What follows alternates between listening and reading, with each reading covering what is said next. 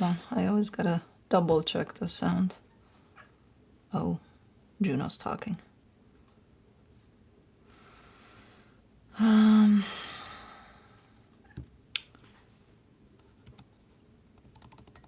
on. Come on. Say something.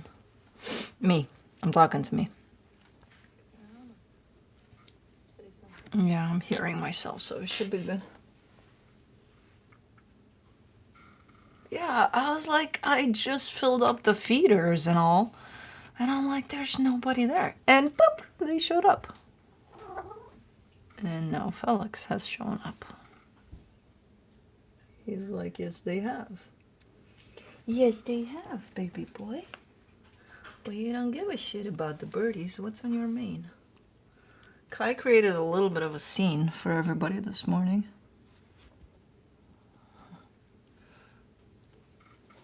Yeah, let's leave Juno watch the birds. Okay, there we go. Because Kai tried to jump from the kitchen island to one of the chairs that they got. Well, we got, but it's theirs. He tried to jump from the kitchen island to that, which usually everybody makes that jump, except for Kai. He slipped. We watched him on the camera, and he slipped. His rear leg slipped while he jumped. Blue, everything okay, Baba? What's with the hardcore breathing? Are we gonna throw up? It's... Baba, are you okay? Okay, hold on. Danger. Danger zone. Up, up, up, up. You're okay, you're okay, you're okay. You're okay, let's go, let's go. You're fine, you're fine. Yeah, okay, Baba. Oh, go, Baba. What was that? What was that? What was that big yellow mess? Hold on. Hold on, you guys. Throw up. Emergency. Come here. Come here. I gotta wipe your mouth. You gotta do it some more. Hmm? Hold on. Hold on. Then Mama wipe your mouth, see? Nothing else. Hold on, Baba. Thank you for a good start to the live on YouTube.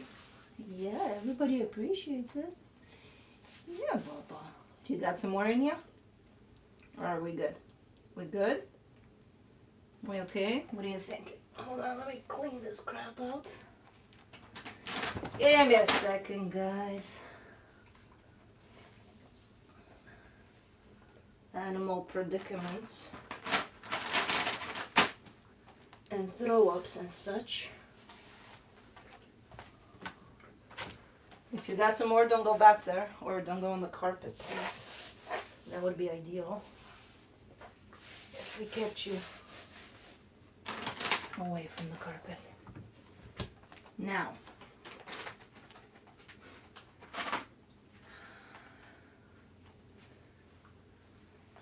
I'm right here. There's usually a double take.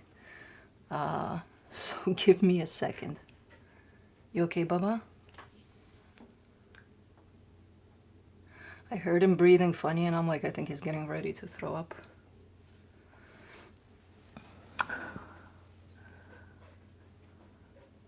It's the yellow gastric juice type.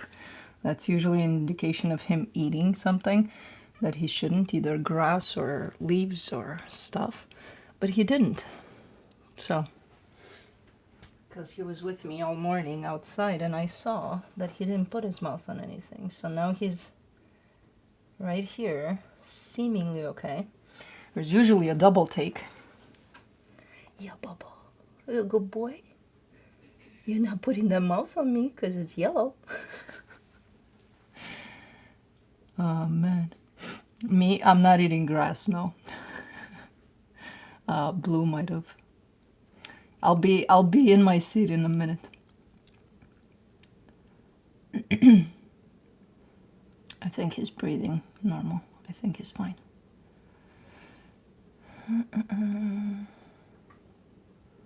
All of them together.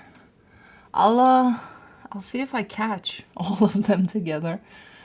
And I'll put it on the, I don't think it's called the community page anymore. They don't want community apparently, on the post page, whatever that's called now. So I'll try. I think he's good, but I gotta get him out of this room because he'll get hot, and then round 2 is gonna come. So hold on a second. Come here, Bubba. Come here, baby boy. Look, cat toys. Yeah, Bubba. Let's go. Let's go. No, you're not going? Okay. Come on, Bubba.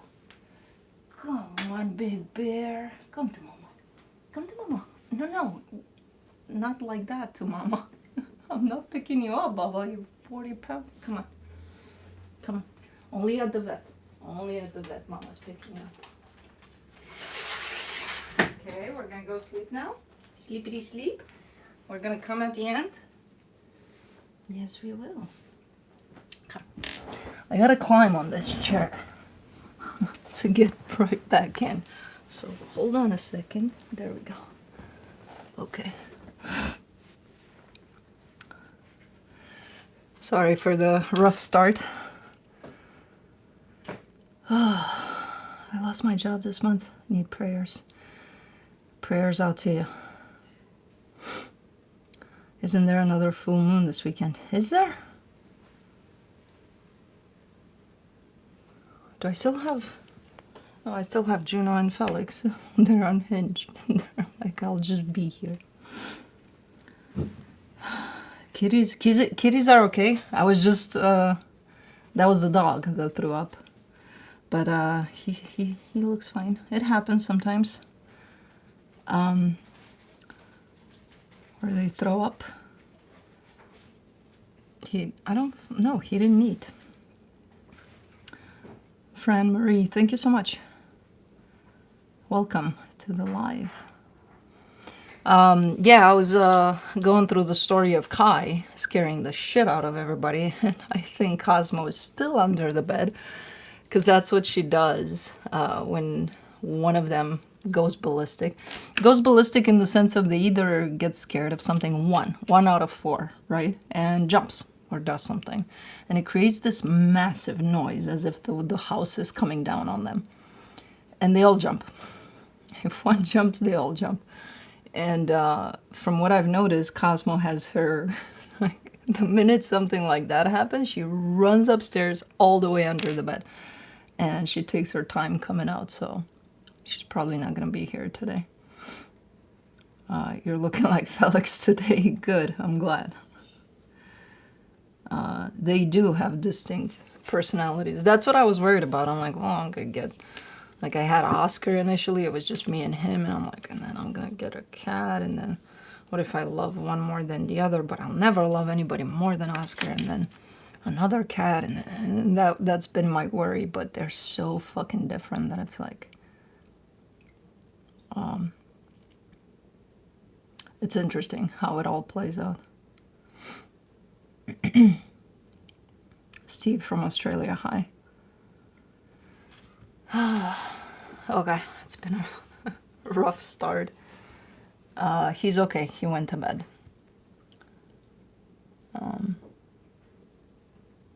Poor guy. He always lets us know. And it's like he wants to... Because he was right by the screen door, and I could hear him breathing a little odd, and I'm like, he's going to throw up. But I hoped it was a false alarm, but it wasn't. Tammy, thank you so much. But... Even when he throws up, he lets us know to let him outside. And I'm like, you don't have to go outside. You can, you know, the cats do it all the time. On the carpets even. For the cats. Because it's like they find that carpeted spot to do it. But he's such a well-behaved dog. He's like, well, I want to do it outside. But I know if I let him outside to do it, to throw up, he'll start running. I don't know what he's running from. And I'm like, you can't run and throw up while you run. Even though he did it a couple of times, so I still have to catch him. Do you remember your last dream? I can't remember it, and I'm so pissed off because I think it was a good one. But it was something about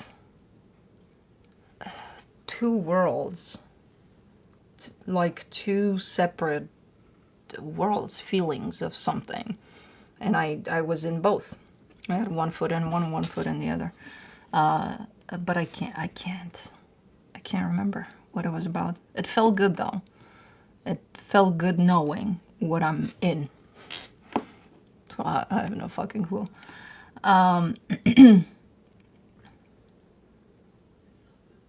I am Day, right back at you.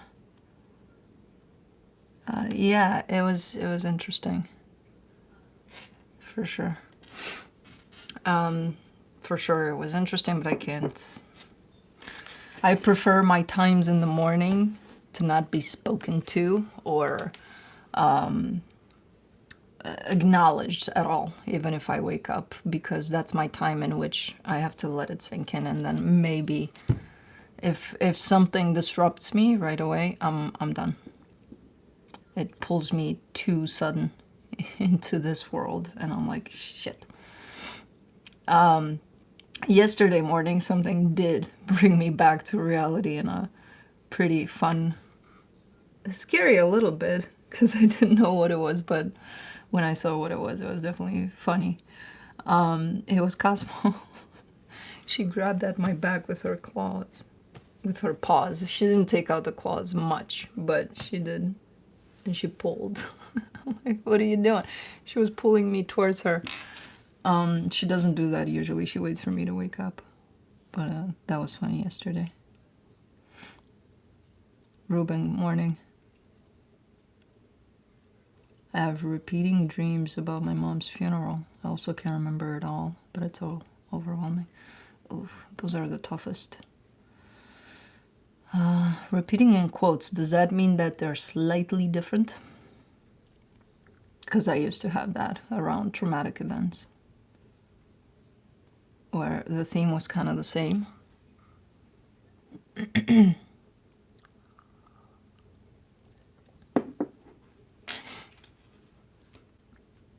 Hi, Cal.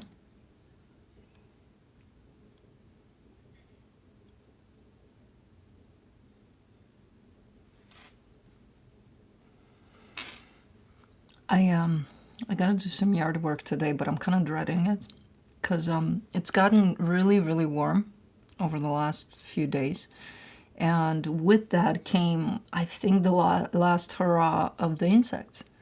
And yesterday I was outside for like a couple of minutes, and I got bombarded by mosquitoes because they love me out there. I got good juice for them apparently.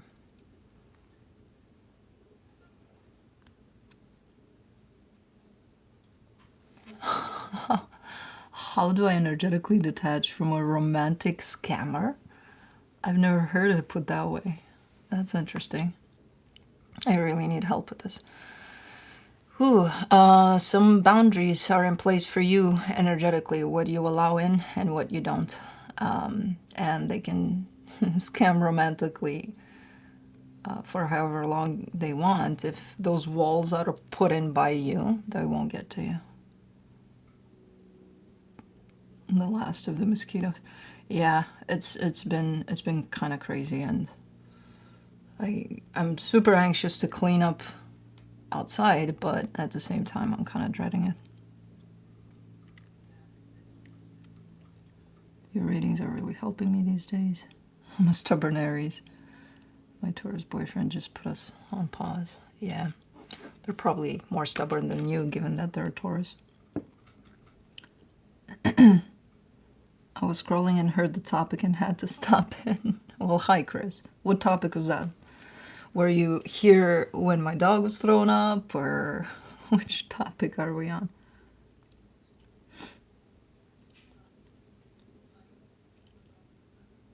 Leave it to the professionals. I am a professional. I'm a professional of my own backyard.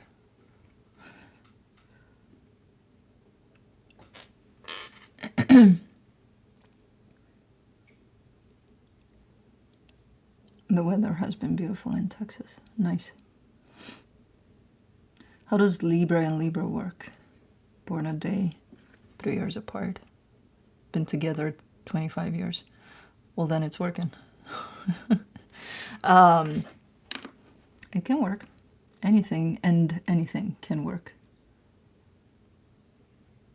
There's more than one story to hear about your dog. Well, I have 4 cats too, if you want to get into that. Maybe you caught the cat's story.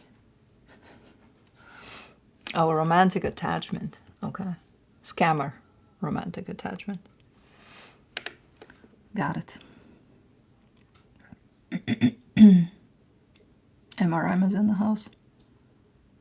You go do your thing with Allison, your Virgo thing. Your weird Virgo thing. What's your favorite way to meditate? Silence. Just, you know, nature, if possible. The sounds of nature and all the feelings of nature. And then, if not, just silence. Sometimes, a lot of the times actually, some music works. But a specific kind.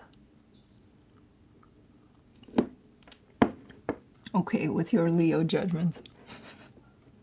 Yeah, exactly. Dreamt of a severed hand. If the topic is dreams. No, I can't stop thinking of it. Oh, gosh. Are you sure it's not something related to, like, the Addams Family or something? Just to give it a little more color.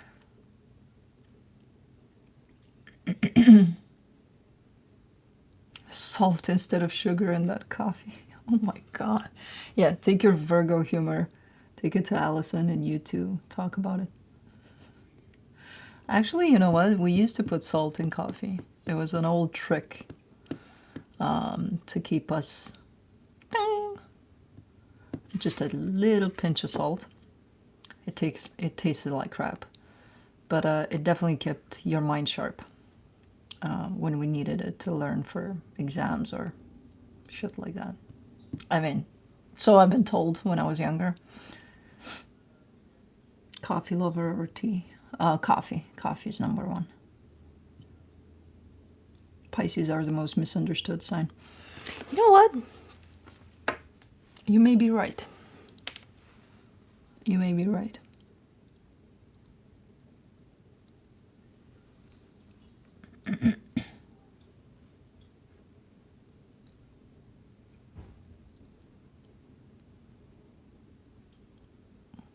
Jennifer, thanks. Coffee 24/7.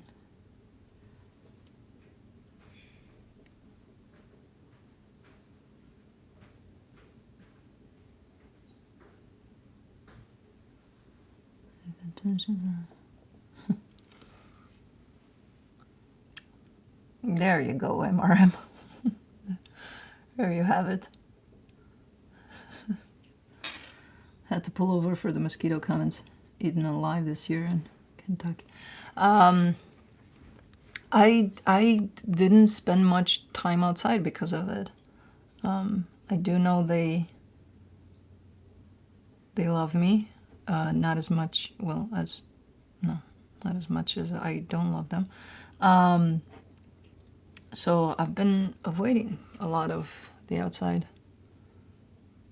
Just chilling a little more by the fire or things like that, which I hate.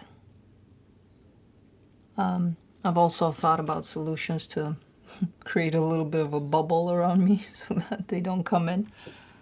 It's very hard. But for sure, the last few days, they've been very aggressive. Or I was putting together like a garden hose type of a support thing yesterday in front of the garage, and then out of nowhere, I got attacked. My ankles are like, I'm like, what the, where, how? Like, they're somewhere here too. Not as much on my legs. They went for my legs. So I dreamt I was a guy last night. Past life memory. Could be. Have you ever had long hair? Yes. A couple of times. It's been a circus for this Leo.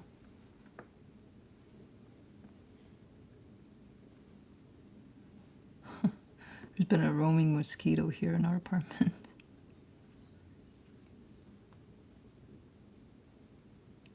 Do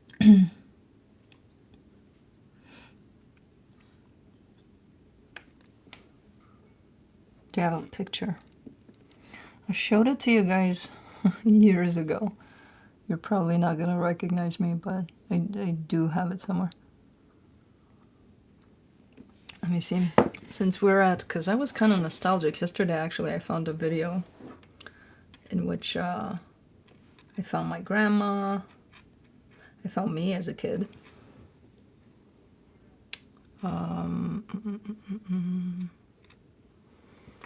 And I found my dad. He was so young. Well, he passed away at 56, so he wasn't.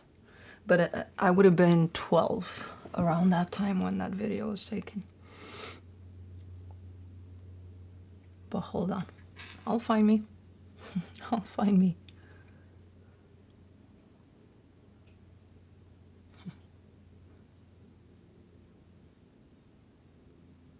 Where am I?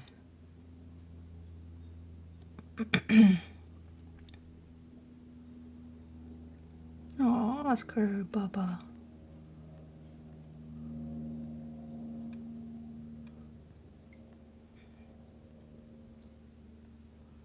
Hold on, today is the day of, you guys gotta wait. Blue is thrown up, I gotta clean up. Then I'm searching for pictures.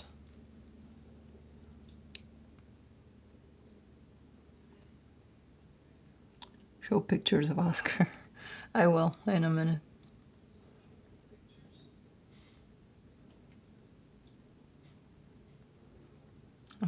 I'm showing you guys pictures and videos. Hold on. Where the hell am I? Why don't I have myself put, I should put like folders of long hair me and then the rest. I think I showed it to you. I was living in Spring Grove, so about 5 years ago I probably showed you the actual picture, which I don't even know where it is anymore. But I do have it in my phone. For sure. Somewhere.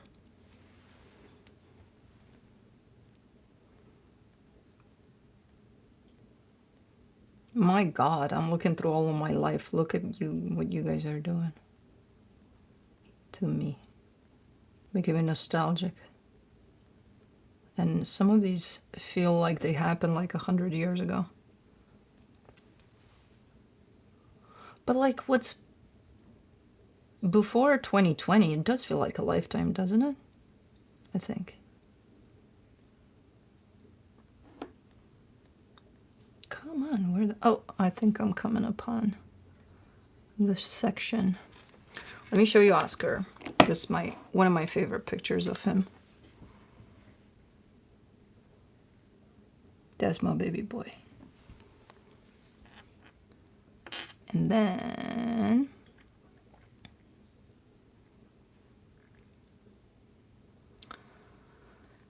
where the hell am I? I found the picture, but it's side by side with my mom. Hold on. Oh, and Oscar when he was a puppy. That's in 2004. 2004.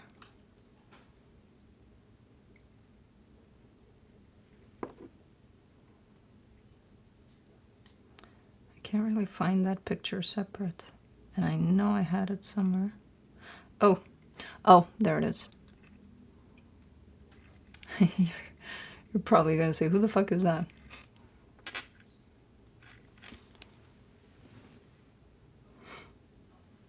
He's so cute. Oh, people are getting anxious. That one. And this one. Just maybe you don't think it's me, but by the smile, maybe you would recognize me. So that would be me with long hair. This was, I think this was about 20 years ago. Fuck. See what you're doing to me? Oh my God.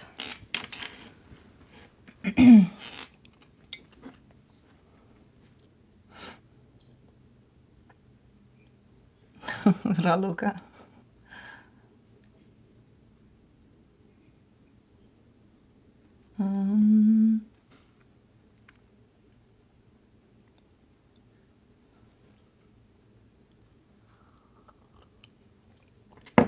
You looked innocent.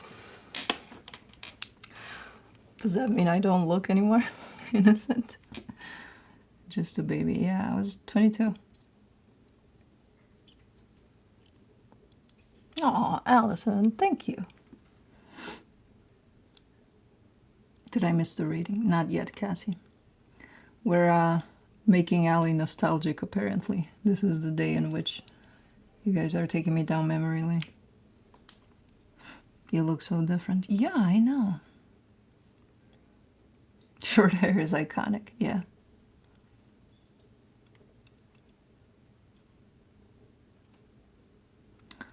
You're gorgeous, but when did Oscar become a dog? Because he's a cat in my mind this whole time. Oscar was always a dog. It was just me and him when the channel started. And then Felix, who is a cat, came in. Oh, and I found pictures of Felix as a kitten. But for that, you can go in the sauna room videos that people call the sauna room.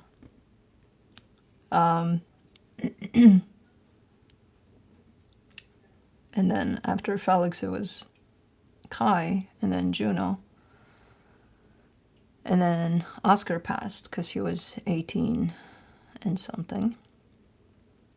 He got very old. And after he passed, Blue came in. And then Cosmo. And that's who they are. The only two dogs that were ever through here were Oscar and Blue. The rest of them are cats.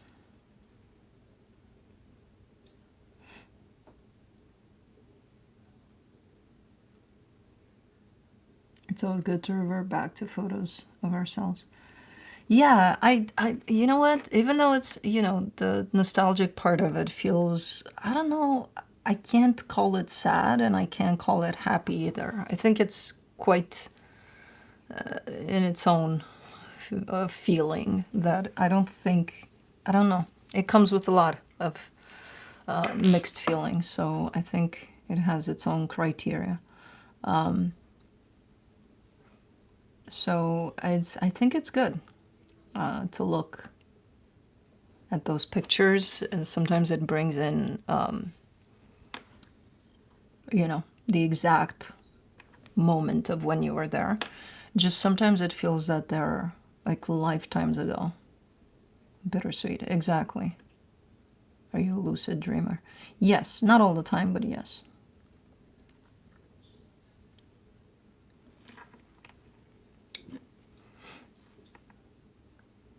What do you miss most about Romania? The mountains, the nature, the mountains, the seaside.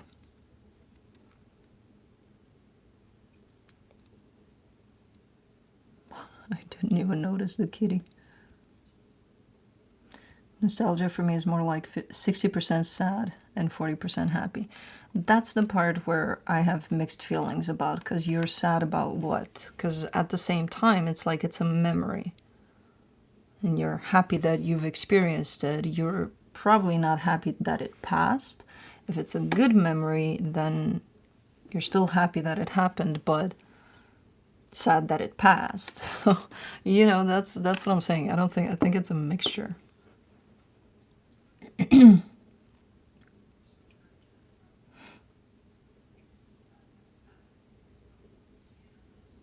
Heard it's lovely. Yeah, it's beautiful.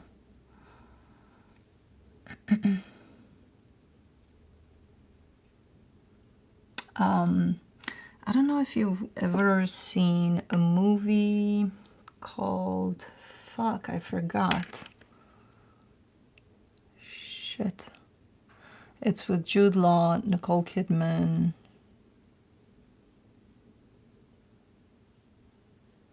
and somebody else that's would be famous. Renee something something. It's I forgot. It's such an old movie. Old. I was there when they were filming it in the same mountains. I was vacationing, and then I remember we went for a little hike, and there was this kind of a closed road saying that they're shooting that film, and that I'm like, oh, okay. Cold Mountain. Yes, that's the one. The movie, fuck, I forgot. It would be a good one. Yeah. Cold Mountain. That would be the one.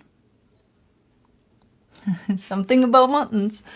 So that would be Romania, mountains. If you ever see or watch scenes of that movie, that's where we like to hang when we're home and we're not, you know, in the big cities. That's where we like to vacation. What do you like about the movie?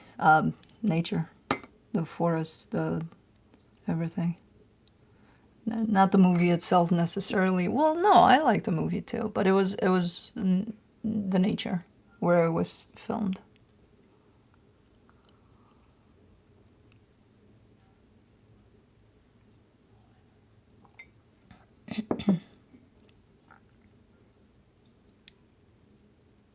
That was set in Romania, yeah, in Râșnov.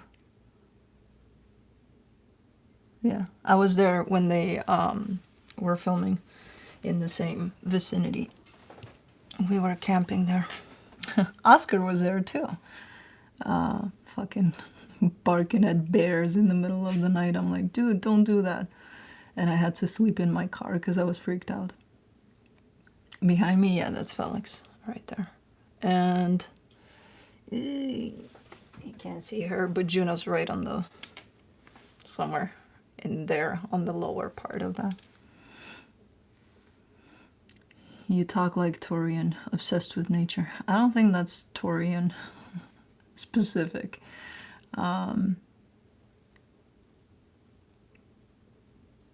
Paige, thank you.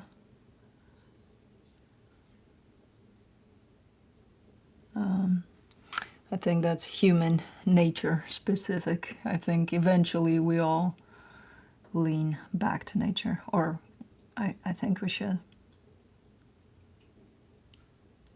Does your reading for your own signs make sense to you? I don't think of my readings for myself.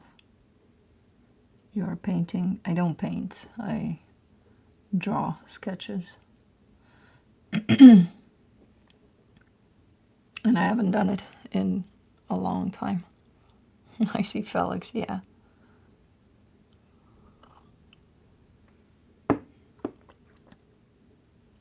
An old classmate from 30 years ago recently. It's been in my Facebook.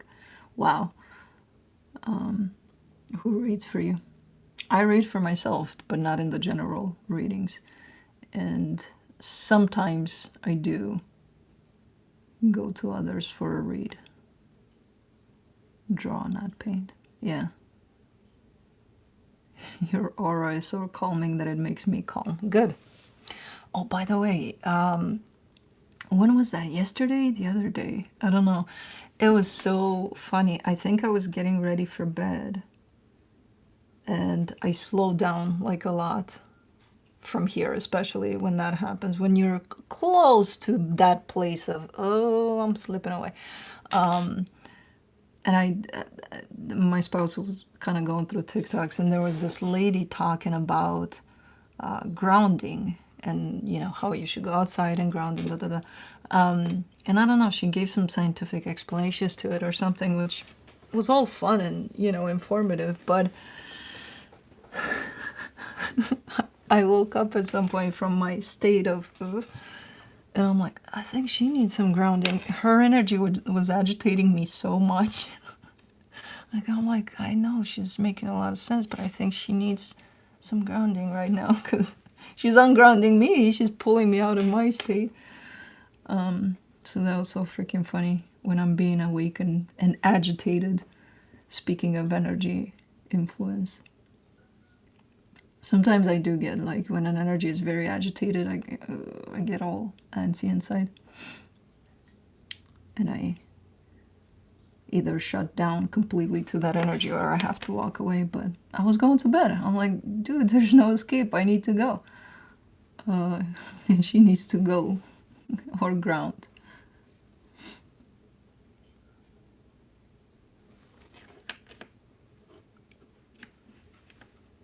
Is there any connection between hummingbirds and Aries? What is that? I don't know. Let me see. Let's see what that is first, because I don't even know what that is. Sheep? What sheep?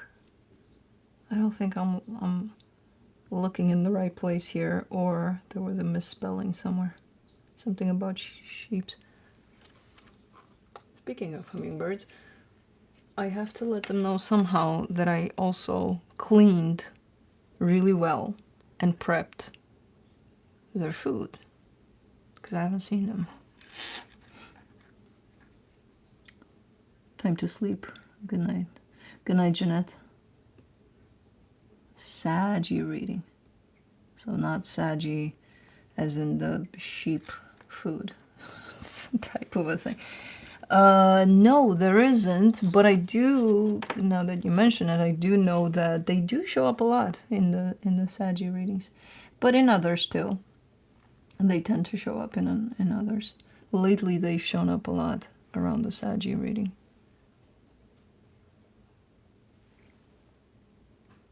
I keep seeing fast things flying, and I'm like, I want my hummingbirds back. Where are they? I'm getting them prepped for traveling. Dimishara, Totatsara, hugs and love. Right back at you. I do believe in manifesting during full moons. I also manifest on Lionsgate. 8899. How about manifesting on 8-9? That's my birthday. I'm right in between those.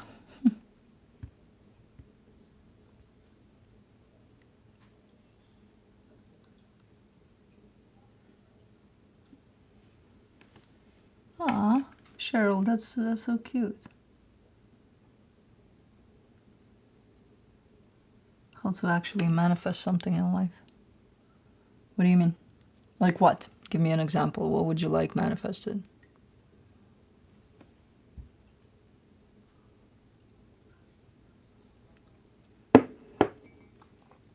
That will be a new tradition. Yeah, you got to do it on my birthday too.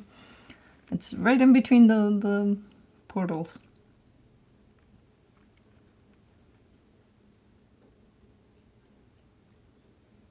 Moving to North Carolina from South Carolina. Living in a hotel. Will I find a place to go live? Was this a good idea? I don't know. Love, maybe. Okay. What about love? A romantic partner in your life? Cum adică ești între 8 și 9. Jocelyn said she's only manifesting on 8, 8, 9, 9, 10, 10, 11, 11. Guys?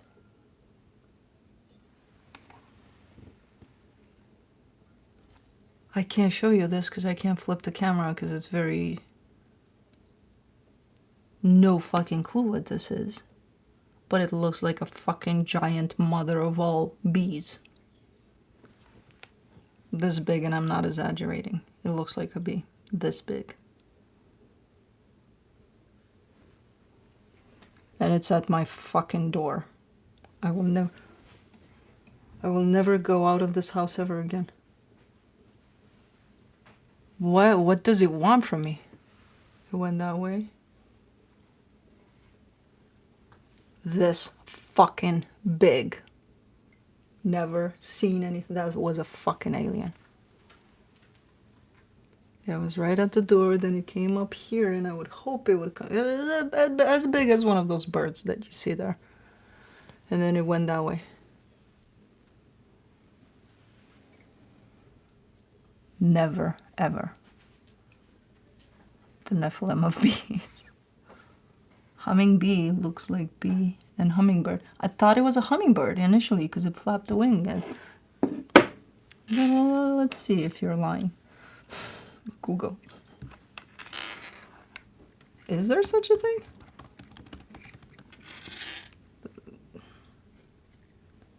No, where the no.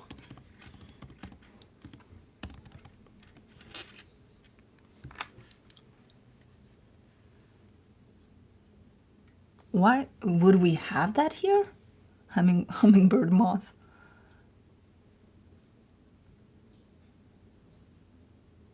I've never ever, you manifested that. How? What did I do? I think it's a hornet. Nope. Nope, unless it's the mother of mothers of hornets. I've seen hornets before. That's, nope. Nope.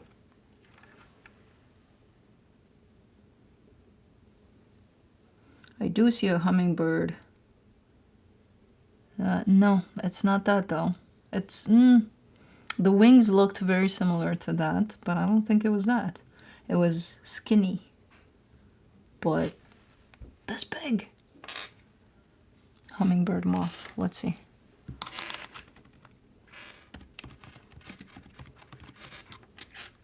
No. No. No, no. No, it had more characteristics of a bee, but with wings of that looked like this. Do you think a bee and a hummingbird moth thing did something? Hornet on steroids, exactly. Cicada, fuck no. Nope, that wasn't a cicada. Nope, it was double the size of cicada in terms of like height, and skinny as a bee. Very skinny as a bee. I'm so fucked. I should have taken a picture. It looked like a freaking yellow jacket, but 5 times the size of one. Moths and bats. Robo-bee. Animals love you. I don't want them to love me this much. I've seen them in New York County area. Really?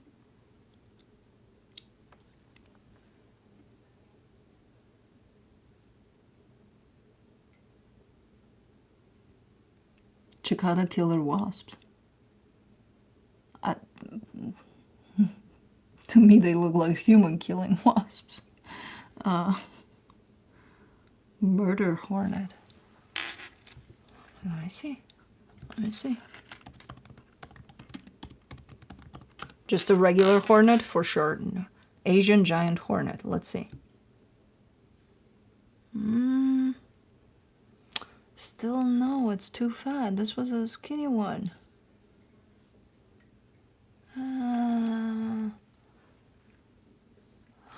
Maybe I was looking for food. You know what? No, I don't think so. But something similar. That we're getting closer and closer here.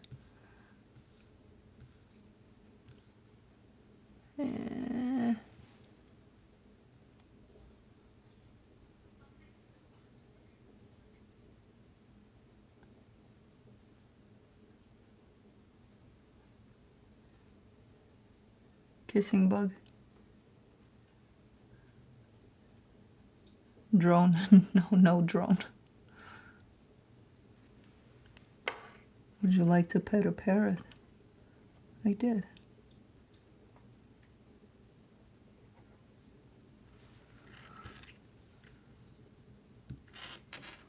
Guys, we got Google on our side. I should have taken a picture and just kind of searched. Do a reverse search.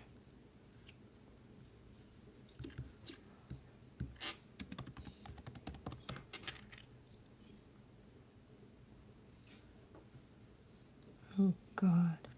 Hold on. Let me look at giant yellow jacket.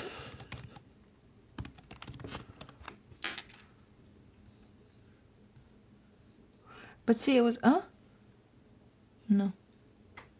Well, those are not that giant. It's not as giant as I'm thinking. See, it wasn't that yellow. It had more black than yellow. It had the yellow too.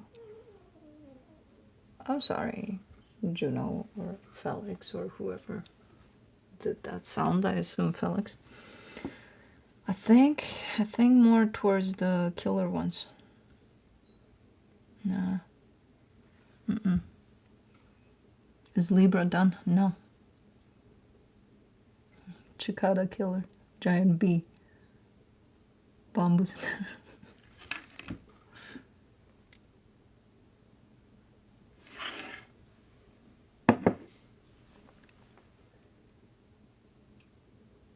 ChatGPT knows.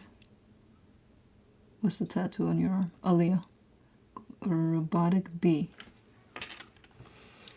Guys, you're getting me caught into all sorts of shit shows up here. my Google search is gonna be a shit show. My algorithm has gone to shit. No, it's not a robotic bee. I did look. AI generated yellow hornet. Let me see.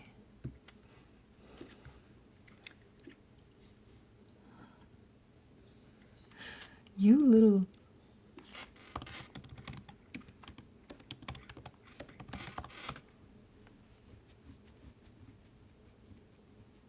See, this is what it looked like more than anything. Yellow Asian hornet is different than European hornet. Well, la-di-da-da. Asian.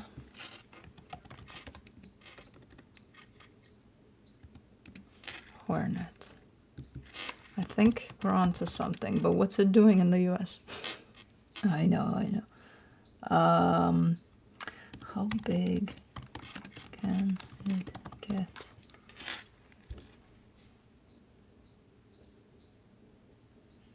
Is it this thing? It looked a lot like yellow-legged hornet, but like huge. Could be this thing, Asian hornet.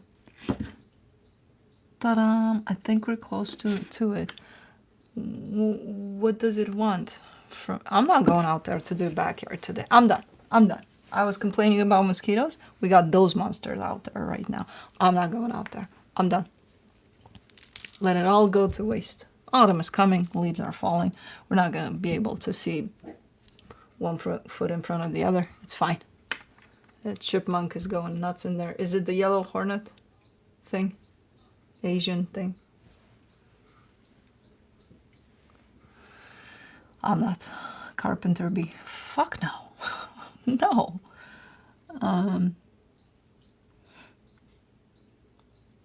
No.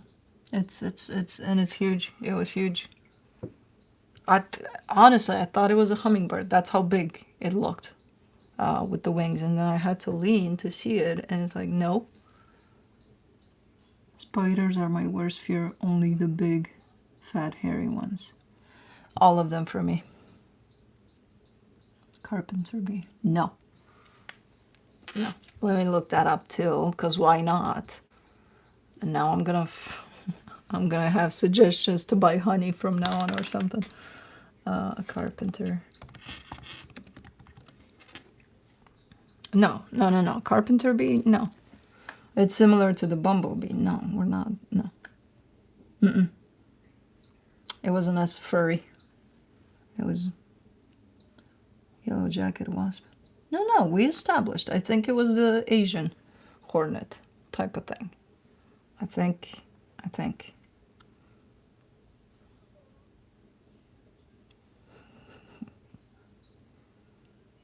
Doing sound good going.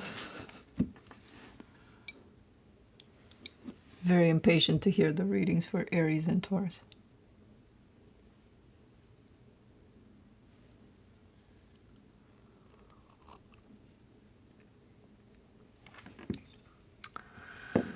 Anyways, Now that we established that I'm never leaving my house again, what's up with you guys? Not until somebody catches that thing. Horntail wasp. Google. No, I think. Huh? You know what? Uh-oh. Is it this thing?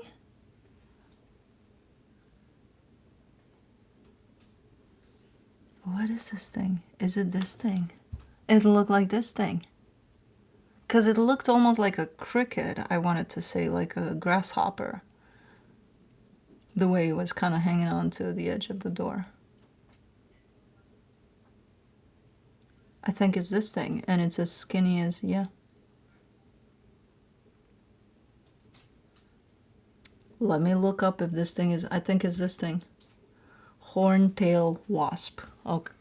Well, wasp doesn't sound good in the name, and such a long tail wasp is never really good. Let me see.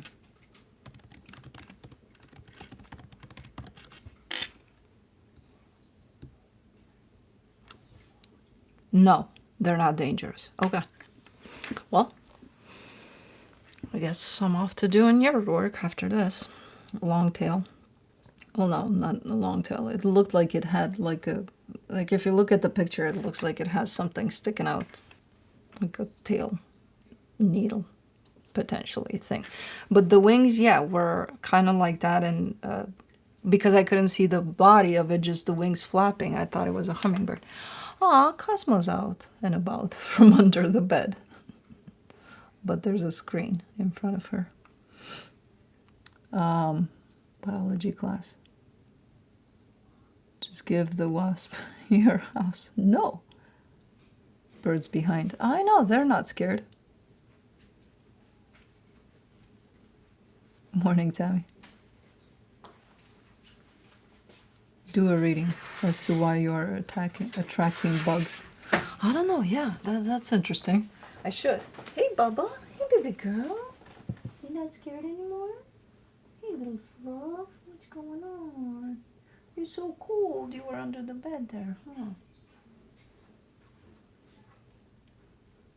Oh, my sweet girl. I can't be that bee.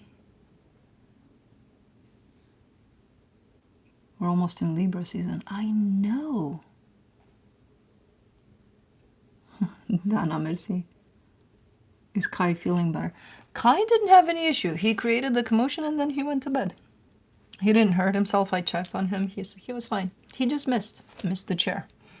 He jumped and he went down. And when the noise happened, that's when all of the cats jumped. Felix jumped out of his 4 scratchers because he's like mine. He's sitting on 4. He's laying on 4 scratchers. When that happened, when he jumped out of those 4, he created this big ass noise. Cosmo jumped. She was fucking around with Blue on the couch, but she jumped. And then Juno was drinking water. She jumped. Look at this domino effect. But everybody's fine. Horntail wasp is not aggressive, by the way. I did look it up. Because now I'm safely and, you know, feeling confident that I can go out there. I've never seen anything like that, though. It was huge. It looked like a huge bee. And that little MF of a chipmunk, I covered their holes. It was too premature on my part to cover up their holes because they're not hibernating yet. And they put them right back. They're like, oh, okay, you put some little dirt in here? Yeah. I gotta wait for them to hibernate and then cover up their holes.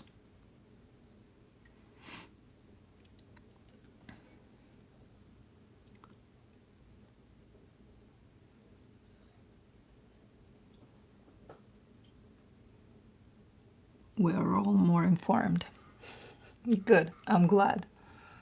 See? Now you know. There's gigantic wasps out there that are harmless.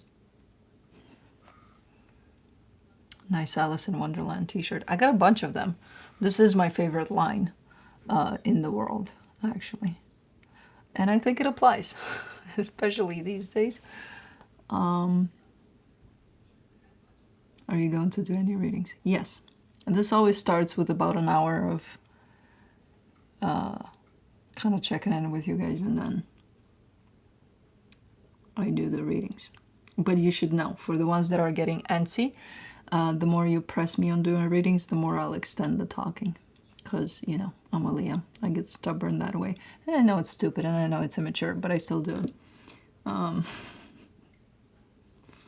Just because, you know, I miss Blue. He's right there. What do you mean you miss him? He started this thing by throwing up.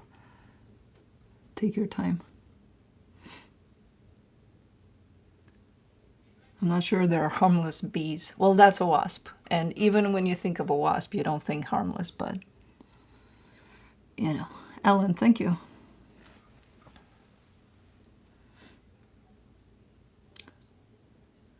How... I don't like... Okay. How many pets do you have? 5. I don't like the... thank you for the solutions to the mosquito bites. I would like a solution to preventing them from biting me, and not something that smells like a lot. Most of the things that would prevent them from biting me that I would put on me are harmful to my cats and dog. So, garlic. Garlic would be a good one. But like, nobody would touch me. No mosquitoes. No, nobody would be around me. Castor oil.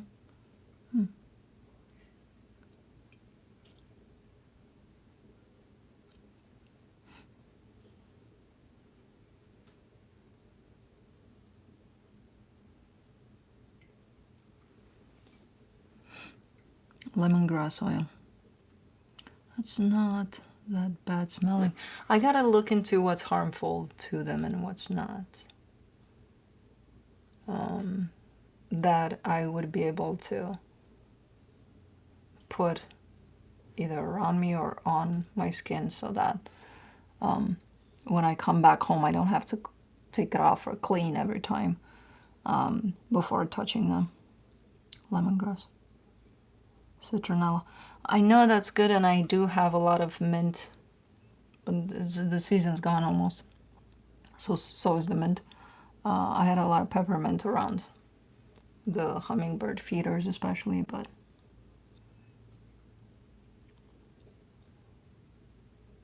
mint plant, yeah. Some plants. Yeah, I know about the plants. I'm talking about me. And even when I walk Blue out there, I sometimes get blasted. Doritos. Doritos is a solution for everything, Tammy. Tea tree oil.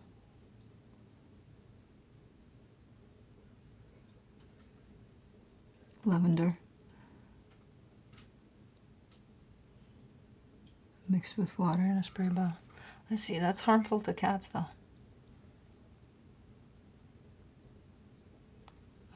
Tea tree oil is a good one.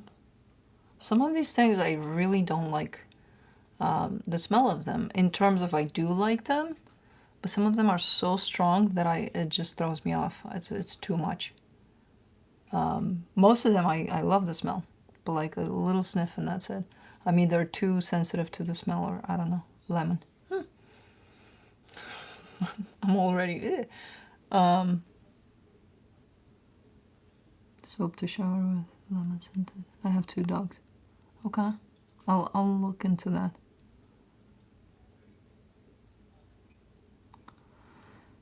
Part of our daily life in summer here. You know, I didn't have a problem with them in the jungle, because that was in Peru, South America, it was, you know, yeah, life. But this summer here, they've become very arrogant. Very, like, there's no more respect to humans. Not at all.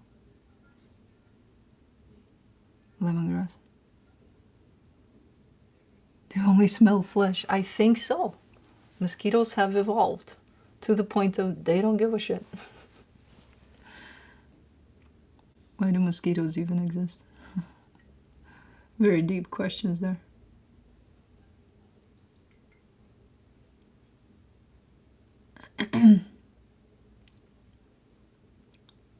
Farming. Chocolate cake. Okay. Yeah. I'll rub some chocolate cake on my arms. Okay. Snow White, I'll keep that in mind. Because they generally, if there's a group of 5 people, I would be the one that gets out of there with a lot of bumps on me. The first one. They just love me. They give dogs heartworm. I know, Blue's on, Blue and Oscar both are on heartworm thing. So are we alien? Of course we are. Why wouldn't we be? To other aliens, we are aliens. Aren't we? Just like they are to us.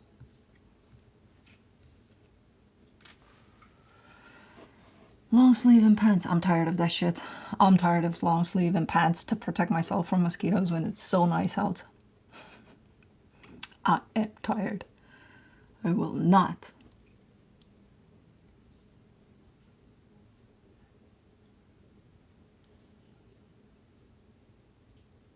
Cake and coffee during chat.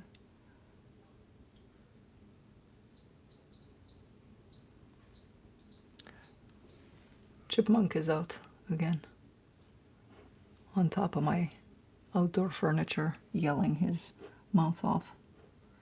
Basil leaves. I don't really like the smell. They bite me through my clothes, me too.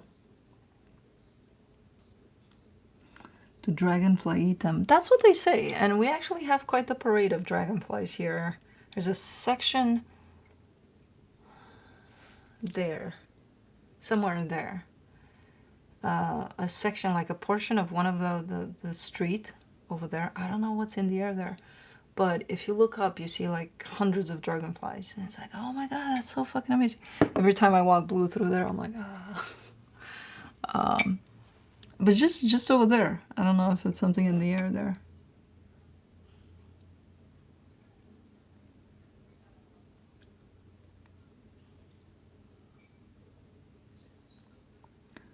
Paper, lemon eucalyptus oil, 10 parts coconut oil.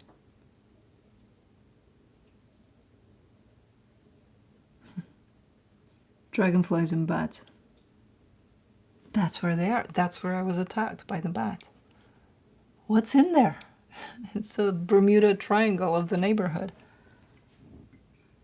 Really? I should befriend those bats. Chipmunk, you're useless. You just come here, make noise. Holes in the ground. You don't even eat mosquito and possums, right? Oh no, those eat ticks. You were attacked by a bat. I think so. I may be exaggerating, which I don't think I am because I usually don't. When I'm out there with encounters of animals and such, I don't get scared. I don't yell. Well, this time I ran and yelled. And I was lucky there were no neighbors out to see the crazy lady running with the dog and the dog barking at her, yelling, and the bad kind. Anyways, it came right up to here. Like it started flying and I saw it flying like lowering towards me. And I'm like, okay, whatever. But then it came like right up to here and then it went. And I'm like, and I started running and yelling and Blue barking because I was yelling and he didn't understand. What, mama, what? Blah, blah, blah, blah. Are we doing that? Okay. So bad girl, exactly. So I know they go by frequency, so who the fuck knows what it picked up on me. But I was going through a little bit of a tensed type of a time, so I'm not surprised. Squirrels reflect. Preparing for soul winter. Discount.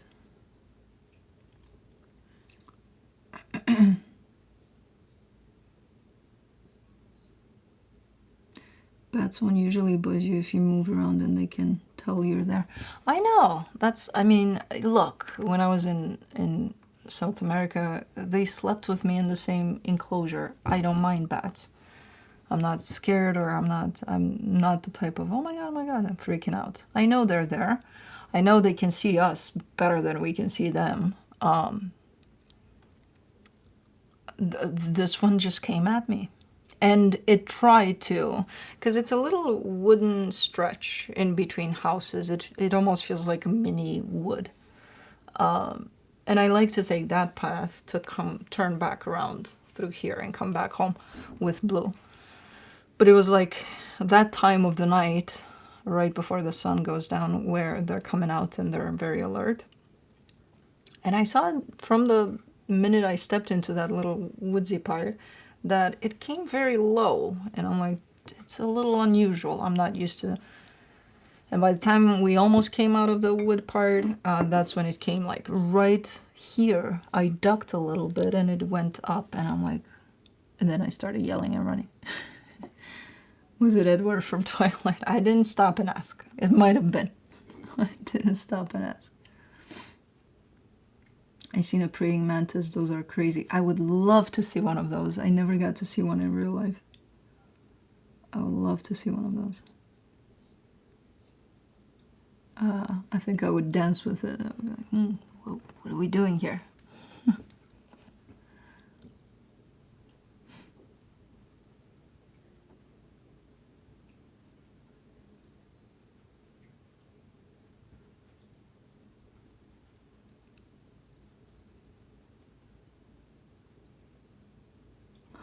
Amanda, you got a shit show situation there. I had a praying mantis on my car once. It was a big one. Praying mantis horrify me. I don't know how I would feel if I would see one. But I think I would love just to see one, just to see what it gives me. I had a praying mantis land on my hand yesterday, on my arm. Nice. Where in the world do you live? Look, you know, Peter, in a normal neighborhood, but it has stretches of... Whenever I come down on my street, I always say, these bats are friendly. The ones that are on our street know me, they're friendly. They don't come as low. But down over there we have... You can see it in the camera too, like a little that way. It's more foresty, and it's like two little patches of almost wood, because this was all wood when they did this neighborhood like 60, 70 years ago, whenever. So they still have little stretches of, you know, that they either turned into parks or just kind of let it for the neighborhood, like little alleys through what seems to be a little bit of a secluded woody spot. But yeah, we got a lot of nature, which I love about this part of the city. But again, that part over there with the bats and the crazy stuff. Sometimes I find a dog wandering around in there, because... which state do you live in? Illinois. Do you go to dog parks? I haven't been.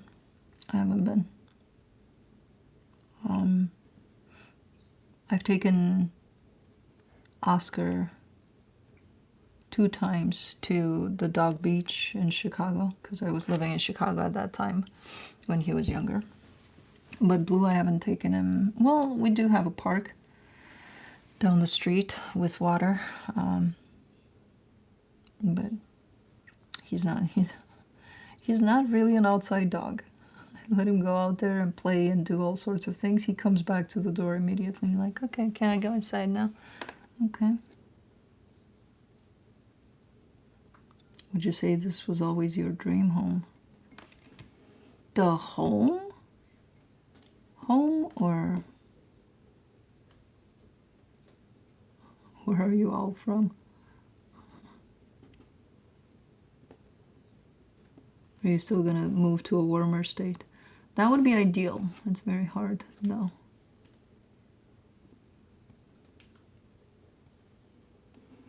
Texas, Colorado, South Africa,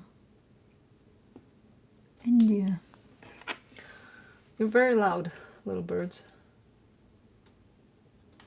You're very noisy. Juno and Felix are out completely. Alabama. This house, no. The house, no. This is not going to be my forever home. I've been looking to move for a while now.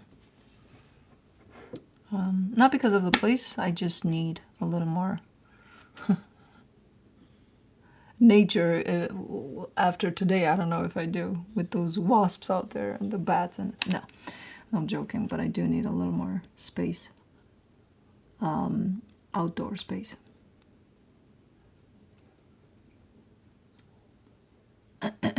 California Bay Area. Somewhere warmer would be ideal. I don't think that's gonna happen, though. I mean, I don't know. I don't know.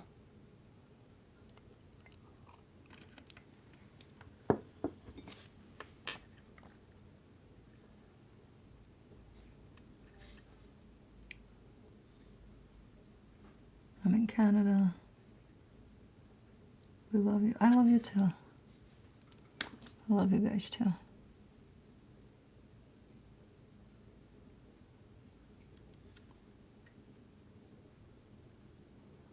How does it feel to vibe with an audience live? Do you feel our collective energy?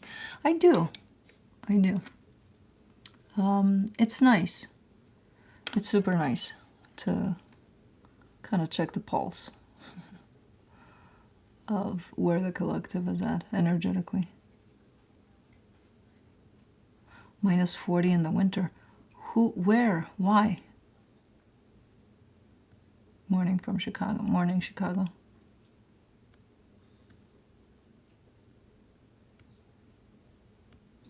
Not colder than 50, it's no warmer than 85. Tired. Ontario. Oh. Yeah, and then you sent that all the way to us. Aurora, Illinois.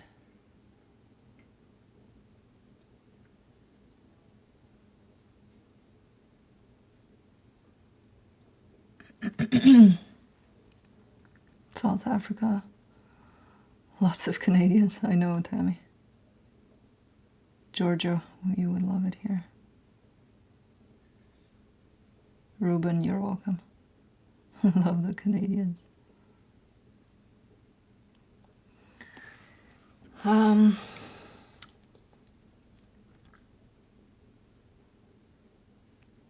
thinking of possibilities of warm. Too warm is a problem for me. Humidity. Don't get me started on snakes and reptiles. They can be found the more south you go. Do you visit Romania much? I've just been last year once. I think I'll go next year for a little bit. I don't know. I do not. I don't have any more family there, unfortunately. Fall is beautiful. I think I could go, maybe. I would have to spend a little more time in there to get the actual vibe. On the East Coast, I could go with North Carolina, parts of New Jersey, southern parts, not the conglomerate, very crowded parts towards New York. Parts of Pennsylvania, southern, towards warmer, you know. But North Carolina, I think, somewhere there would be for the East Coast, somewhere around that. Then for the West Coast, there's plenty of places. A lot more. I don't know why I have more drive towards the West Coast. Ai la mine cât de te adopt.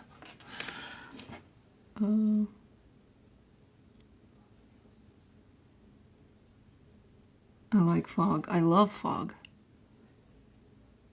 Niagara Falls. I know. The winters are a bitch sometimes. You probably got a really good sense of the country truck driving and know what you like. Exactly. So I've been places. I've been everywhere. And I know what I'm drawn to. And that's why I said out of East Coast in general, it's kind of a no for me. It's too, it feels like it's crunching me in.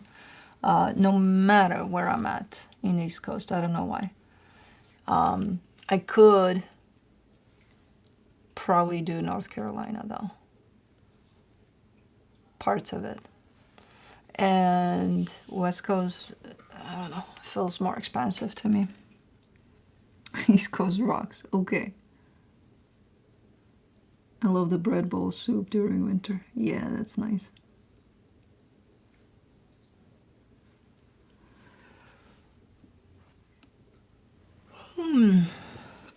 My accent is Eastern European, Romanian originally, and I live in Illinois. San Francisco here, fog the same. Yeah, I love that about the Bay. I was there most coldest summer here. Wow. I was there vacationing years ago, and I used to love waking up in the morning in that area there. And I think it was the same in a portion of Portland. No, not Portland. Well, Oregon, but not. It wasn't Portland. Was it in Bend? I don't remember. But it had like around the bay, like it was so foggy and so nice in the morning. I'm like, man, this is so cool. Carolinas are nice. No, you didn't miss the reading. We didn't even start.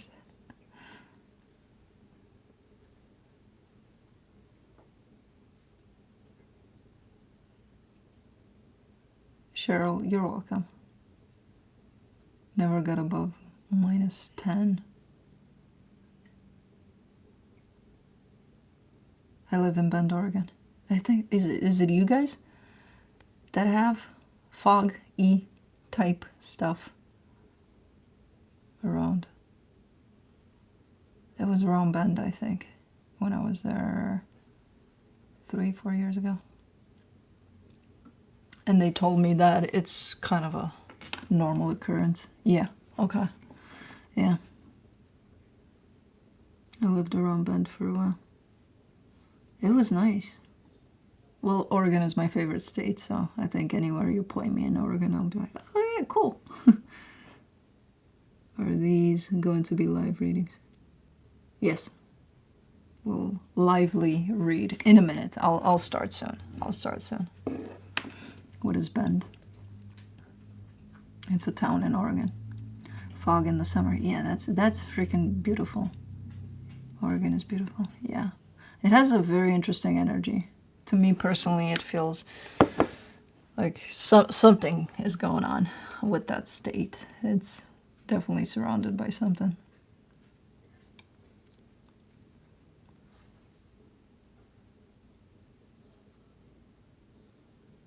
Getting my coffee ready for the reading. Good. We're starting in a minute. Portland and Umatilla. Interesting. Lebanon, Sagittarius. We have vortexes. That's what I feel in there. You got something. You got something going on. Lived there 30 years. It's I would say mystical, or with a blend of magical type of. We hiked under the Golden Gate Bridge 4 point, no fog. Aw, that sucks to not have fog.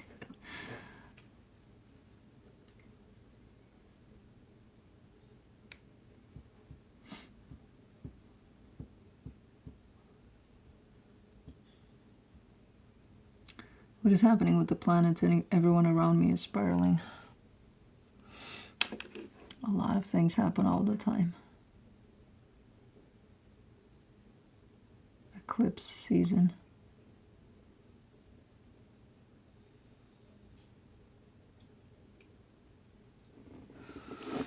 All right, I think we are getting ready to go.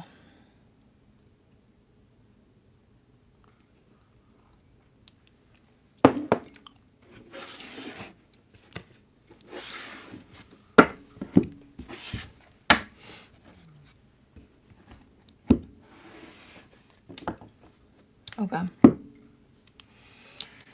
Current energy check-ins for the weekend.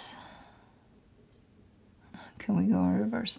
I'll be looking into each sign individually by elements: earth signs, fire signs, air signs, and water signs. It'll be quick, to the point, no clarification. Whatever comes out, comes out. No extended for the Friday videos. Timestamps will be below in the description box, in the comment section, on the play bar. Just give me a split second, which means 10 to 20 minutes after the live is done, to have them set for you guys. I'll be looking into where you're at energetically in regards to another energy, which could be that of a person, a situation, whatever you're dealing with, where the other energy is at in regards to you, where the connected energies are at, and then I'll be pulling some cards from the universe for each of you. Roles can be reversed, the whole shebang, you know the drill. Why does it, I look outside and I know it's warm, but it feels cold. I don't know. Anyways. Okay, let's do this. What are your purple cards called? I did say the name in one of the videos. The Friday videos. Right after I started using it, that Friday. Where you saw them for the first time on this channel. That Friday. That followed. Anyways, I don't remember it because I would tell it to you, but I don't remember it. But I'll look it up for you, Tammy.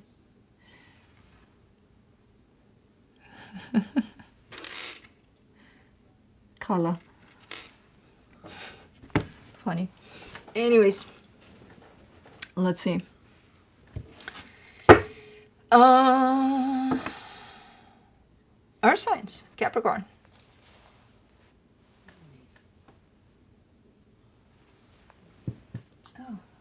Cosmos over there, Juno's okay.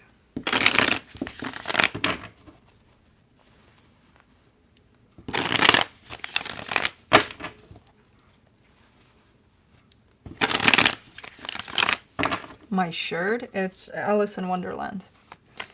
By the way, I don't know what the fuck I did yesterday when the mosquitoes came at me. I also managed to cut my finger here and there, but I don't recall what I did. Bariwa, thank you. I don't know why. I know I hosed down a garden hose, but that's it. I didn't do much. No, I cleaned the feeders, the hummingbird feeder. I wouldn't cut my fingers. I don't know. I don't know. I got a little, like, look at that. I have no idea what I did. Anyways. It's probably the wasp thing. Came at me, I didn't see it. On your side, you get the Ace of Wands, the Nine of Swords, the Devil. This almost looks like one of those, don't do it.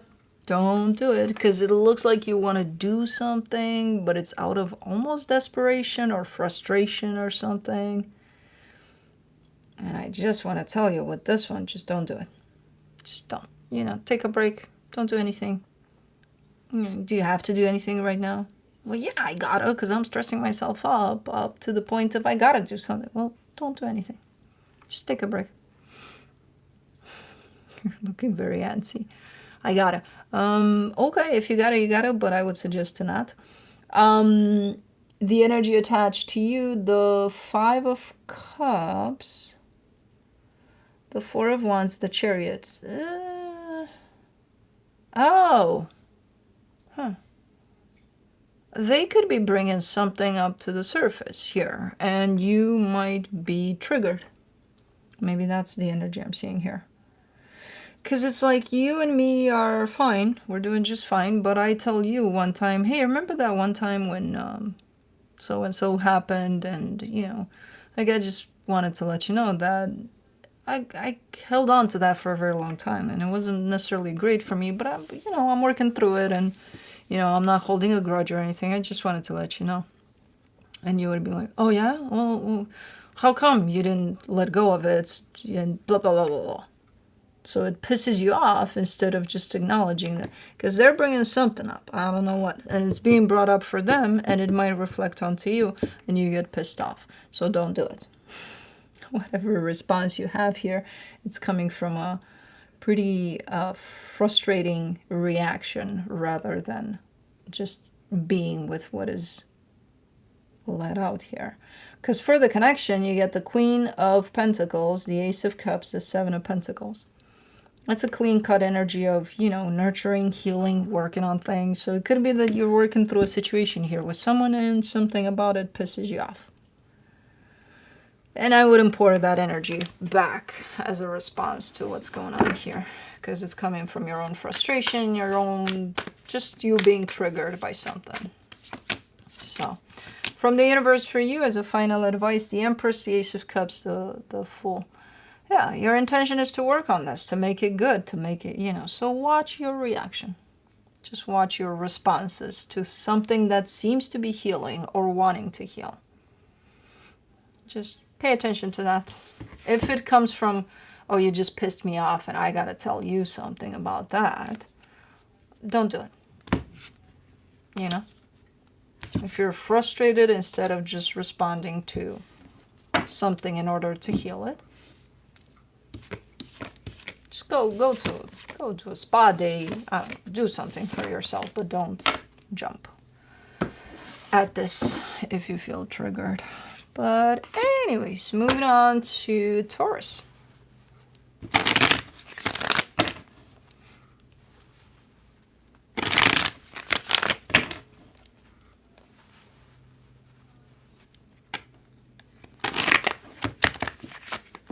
Oops, you got stuck. Hold on. Are you okay? You're okay. You're fine. One more.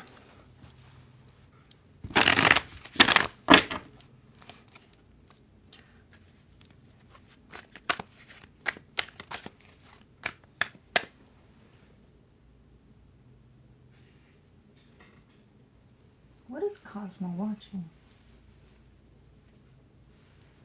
Oh, chipmunk. There's a very kind of an arrogant chipmunk that just goes up here on the ledge of the window and just sits in front of them here, knowing that they can't get to it. And then it just eats in front of them. It's like, 3 cats over there. Can't do shit to me.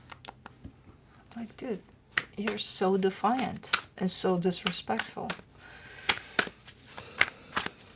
But the only one that is falling for it today is Cosmo for now.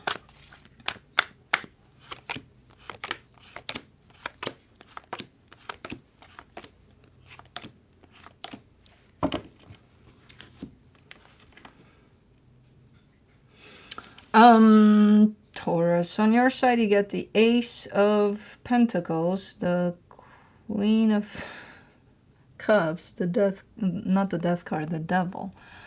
Hold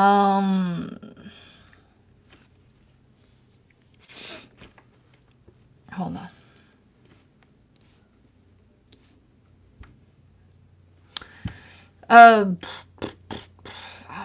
Kind of the same like Capricorn. Don't do it. No, it's not the same. But it's definitely coming through as you seem to want an energy of, you know, honesty, love, something really, really sweet and nice. The way you want to get to that, that's where there seems to be something distorted at play. In terms of maybe you do want, you know, to spend a nice time with somebody and you're like, well, let's go for dinner and it's gonna be tomorrow night because that's when I can do this and we'll have fun and it's gonna be like this, that. Like you have it all planned out in the way that it's supposed to be exactly. And then whoever that is like, well, I don't know if, like you didn't ask them, hey, can you join me for dinner? Do you have any other plans? Can we? No.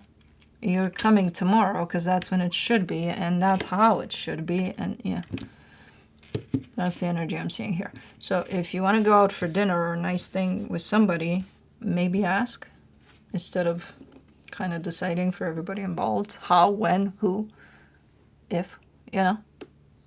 Because that's kind of what I'm seeing here. The energy attached to you, the Nine of Swords, the Temperance card, the Two of Cups. Whoever this is, because they care for you, they're gonna make it happen, but it's not easy. It's like, okay, well, you want to do tomorrow? Okay, well, I gotta move some things around, but okay. Yeah, count me in. So it's not something that is put out there so that the two of you can meet halfway. It's something that you place an order for and it's being delivered, even if it's difficult on this end. And it's not right, it's not fair, it's a little bit controlling, you know. But anyways, for the connection, the Fool, the Nine of Pentacles, the Queen of Wands.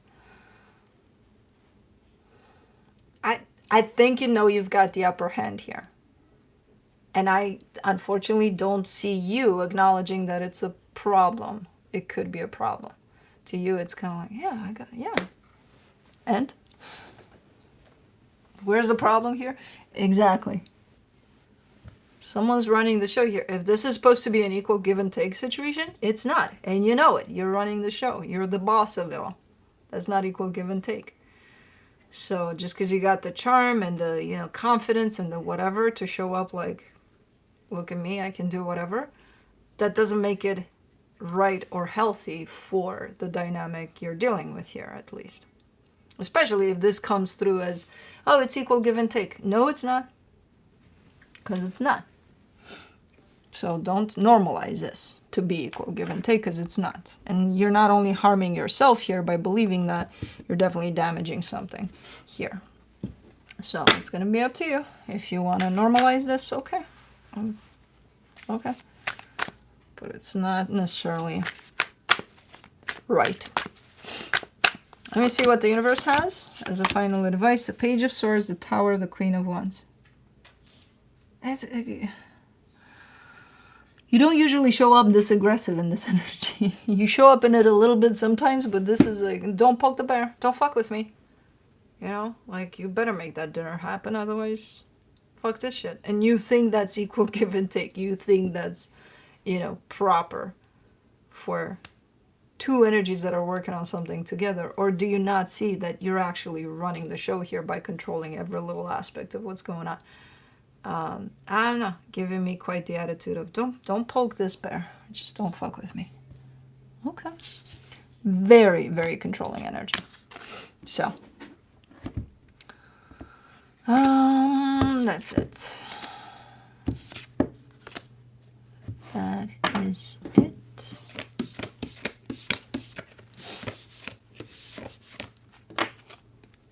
Moving on to Virgo.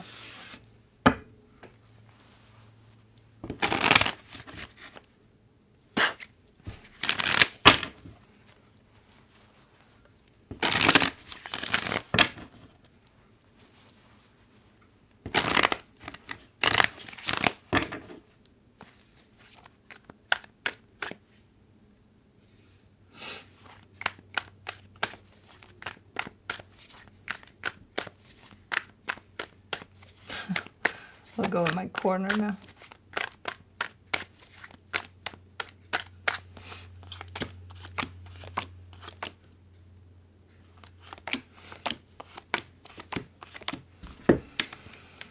On your side, you get the Five of Pentacles, the Hangman, the Page of Swords. I'm not sure if you're consciously aware here, or to what extent you're consciously aware. You're very, very disconnected from a lot of stuff right now. So I don't know if it's self-imposed, if it's like, you know, I'm taking a break from all the madness in the world and I'm just going to be me and me. Just going to take it one day at a time and we'll see what comes. It's a nice energy, actually. But I'm not sure if you're aware that you're in this place. Kind of taking it slow, taking it easy, being in the moment. But also making a point of how disconnected you are from everything. Which is allowing you to be present more. It's not getting you up here. The energy attached to you, the Four of Swords, the Eight of Cups, the Five of Cups. This is someone that's going through a lot of healing, or is trying to at least. They're in a process of healing. There's a lot of sadness here in whatever it is that they're dealing with. There's quite a disconnection from their end.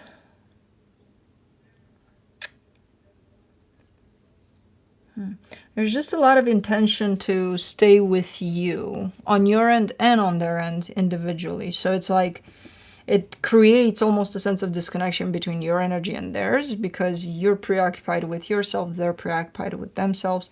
You're still here, obviously, you jumped on this table together, but it feels like you're not necessarily connected because right now it's an individual type of a journey type of thing. So I don't see this connection playing out like much in the physical. But it's okay. Sometimes it comes through that way. So the both of you are healing. You're very internal, very you and you, them and them. For the connection, the Seven of Cups, the Fool, the Ten of Pentacles. I don't know. There seems to be a progression. There seems to be growth and possibilities of growth and expansion, especially when it comes to your sense of stability here. I'm not sure if together, I don't know what this is. I can't tell what this is exactly because I don't see a sense of togetherness, but I don't see a sense of separation either. Like I don't see your energy walking away from this. I don't see their energy walking away from this. You have your back turned to one another, but I still see you here. It's just you do your own thing, them doing their own thing. It seems to benefit something. It seems to be growing, working for something, but okay. Anyways, let's see what the universe has. The Six of Cups, the Page of Swords, the Three of Swords. Yeah, there is a soul connection here, definitely energetically at least connected.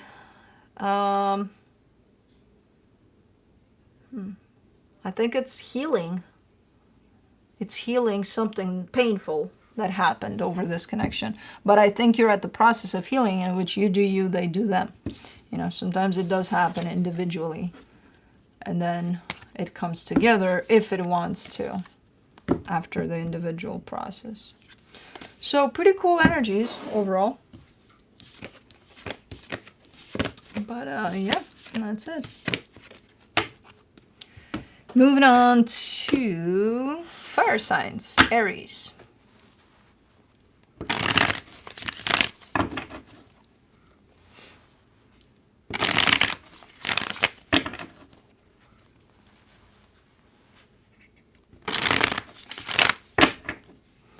Life as we go along, yes.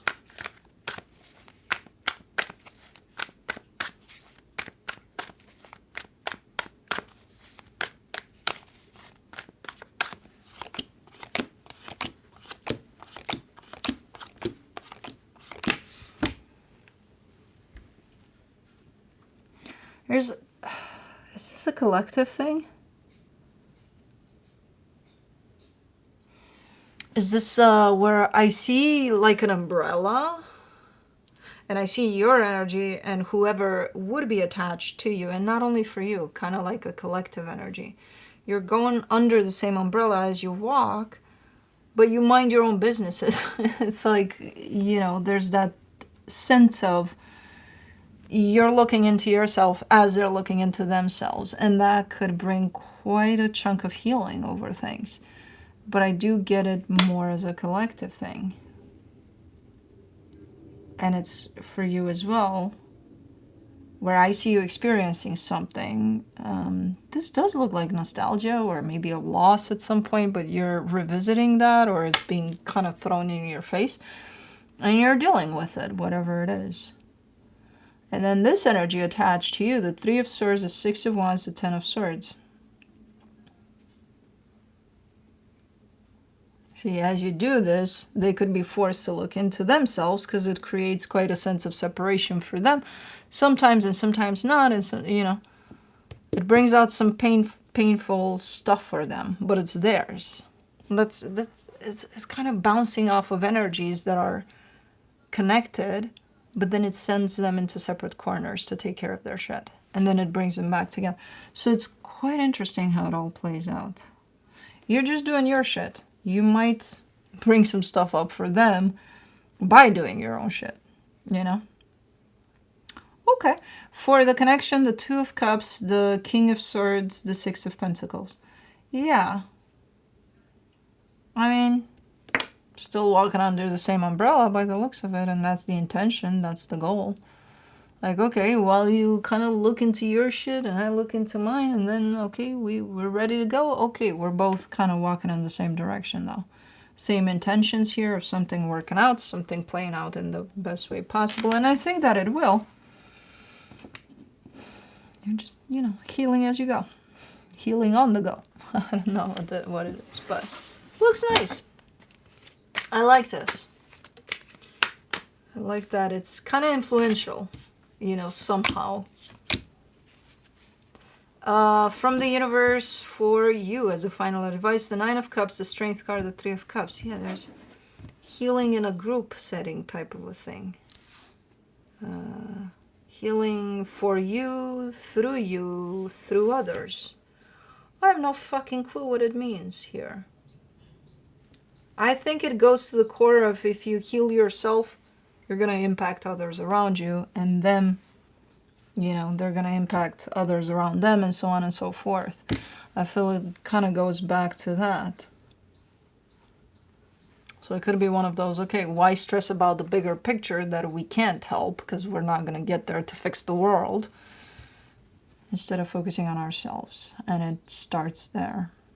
I think that's what we're talking about here. Ah, super nice.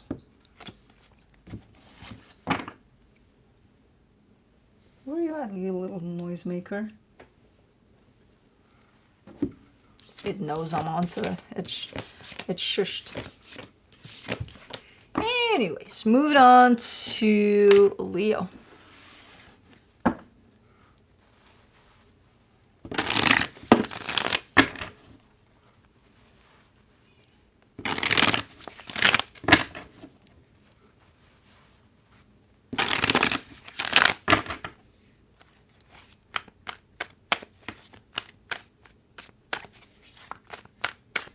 Ow. How the fuck? Did I put a cutter on my finger? No. No. I cut some boxes, but not, I didn't, no. I don't understand. You too carry, but you're trying to cheat. You too carry quite the energy of, it's like you're being called inward, all of you guys. It's definitely a collective thing. You're being called inward. You're being called, and I think most of you need it, and most of you go there, you know, without even being called, because it's kind of where you belong at this moment in time. And you too have this energy here of just be more present, go inward, and you're like, yeah, no, I'm doing it. You're trying to cheat your way out of this, though. I don't know. You're fine. Huh?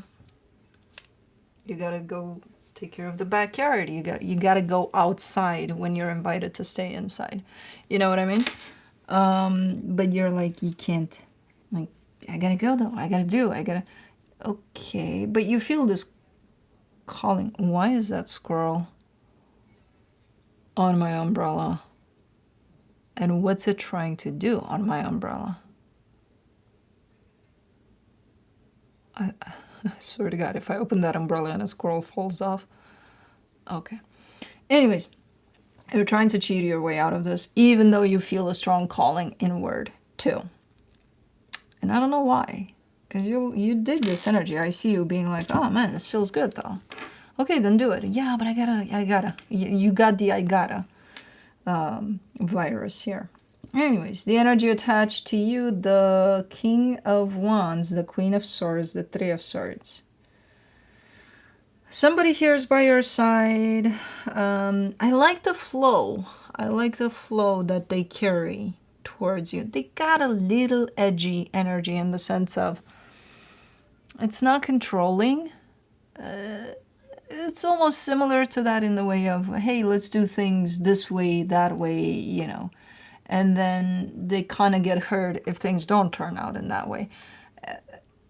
So it's sabotaging a little bit expectation, a little bit. It's not controlling though. It's not like, oh my God, we got it. Definitely. No. But they're definitely by your side with this little bit of an attitude that would only hurt them. It's a nice energy that seems to be by your side. I don't think they're entertaining, though, this self-sabotaging thing on your side. You know, this avoiding to go within. I don't think they would necessarily support that. Would they? Would they pull you out of this energy without realizing? I don't know. It's not bad energies. It's just on your side, you're kind of avoiding a little bit to stay put because you feel the need to go. And on their side, there's just too many expectations that kind of blow up in their face. Because for the connection, the King of Swords, the Ace of Cups, the Empress. Yeah, looks really, really nice with whatever's going on here and whatever's being done. Definitely present is the energy of let's get shit done. Let's. And I do feel like that's a good energy in general for this situation. Just don't hang on to it constantly. Because sometimes it's time to not let's, you know. Sometimes it's time to listen to this. Just stand still for a minute. And you know that. Okay. Let me see what the universe has.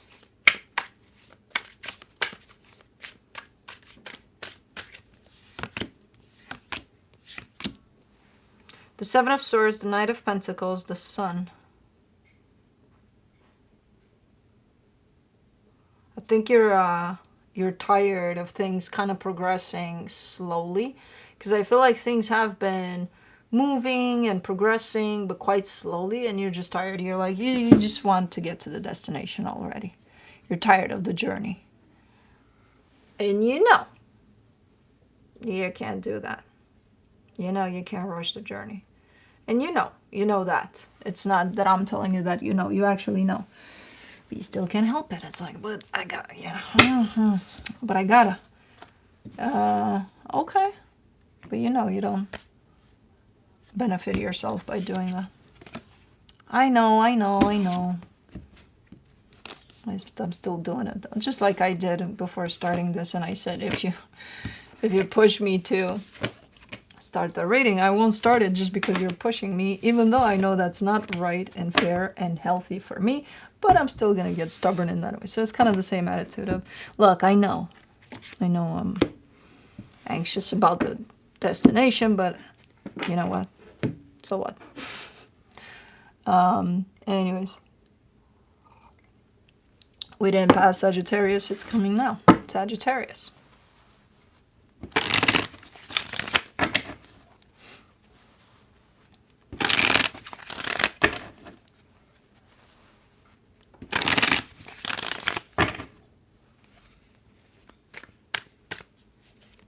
Oh, Felix just came out for stretch and then went right back down. Okay.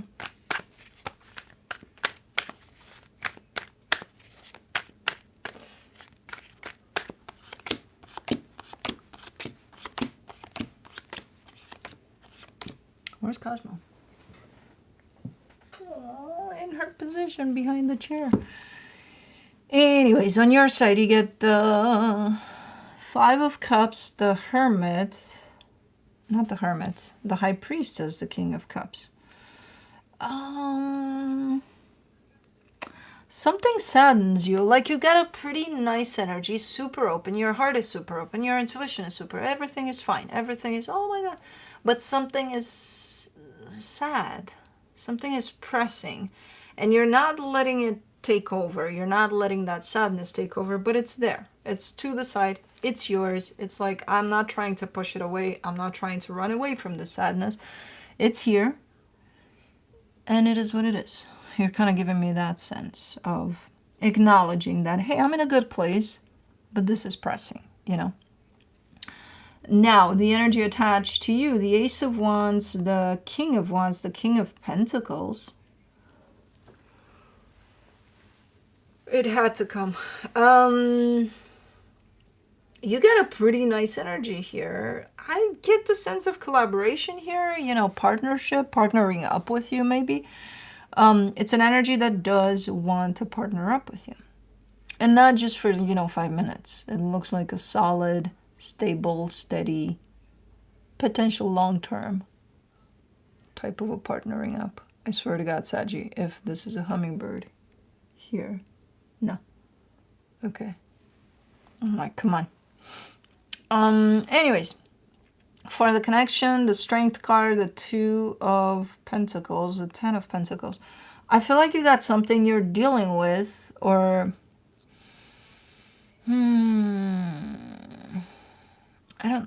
That's the thing. I don't know if you're dealing with it. I think it's part of a bigger picture. I don't see you directly tied up to whatever you're juggling here. What you're tied up to and responsible for is your own energy, which seems to be super balanced, super nice, super open. This offered type of an energy that comes your way, and what do you want to do about it? But because you have this sadness here, which I don't know what that is, I feel like it kind of catches you in a place of, but I have to deal with this situation, and I have to wait, or I have to... Like, something tied up to that sadness is keeping you in a place in which you look like you don't know what to do moving forward, as far as your stability goes.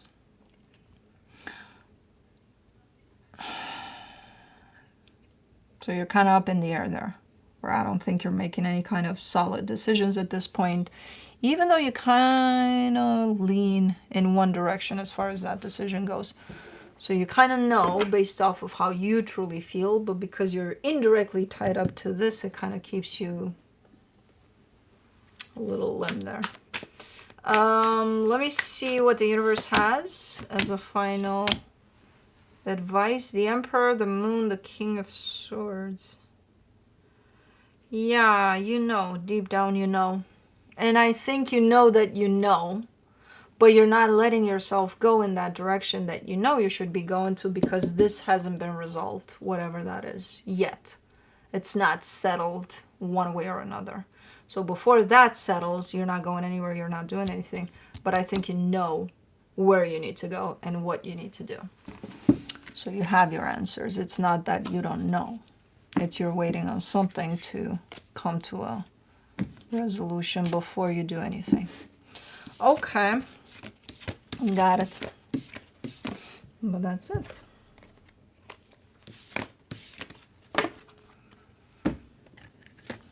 Moving on to air signs, Libra.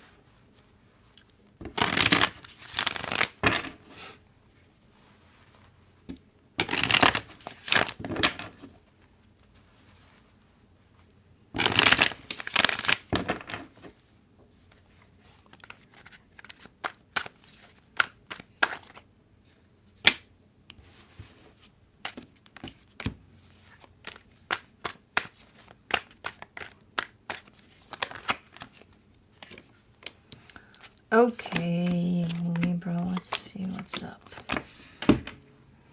On your side, you get the Star, the Knight of Swords, the Nine of Cups. You're pursuing some sort of goal. You're kind of on your way to pursue your own happiness, your own, you know, something. You're chasing something here that feels right to you, that it's you know, your heart's desire. Something good. It's a nice energy. Whatever you're doing here is going in that direction. So the energy attached to you, the Knight of Pentacles, the Seven of Swords, the High Priestess. This looks like an energy of wait for me, wait for me. You know? Like they feel that they want to join you, or they want to help you, or they're right there somehow. But god damn it, they're slow. And they definitely come in with the sense of wait for me. Like, what are you doing? Why are you so in a rush? And you know, you're not in a rush. Your pace is normal for your own journey. But definitely an energy that's trying to hang on there. For the connection, the King of Pentacles, the Ten of Pentacles, the Two of Pentacles.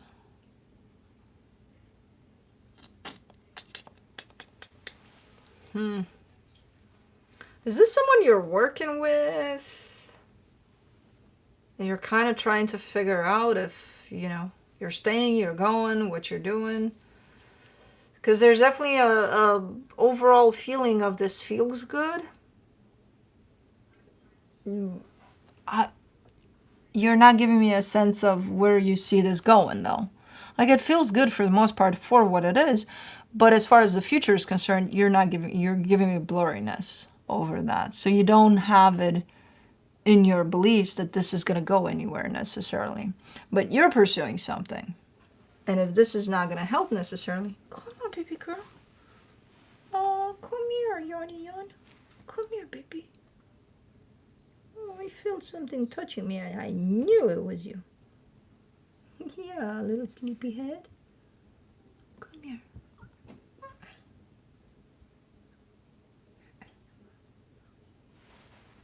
Oh, baby girl, hold on. You got some eye goo. You know, mama. That one we need to wet a little bit.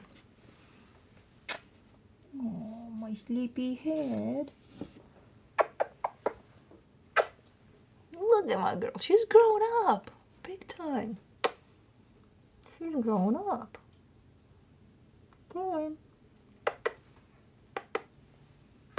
Growing.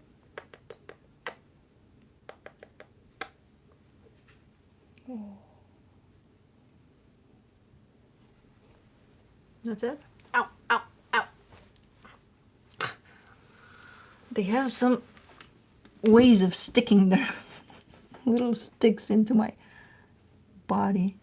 Hold on, you got a little something on your fur. Hold on. Is that litter? Yeah, okay. Anyways.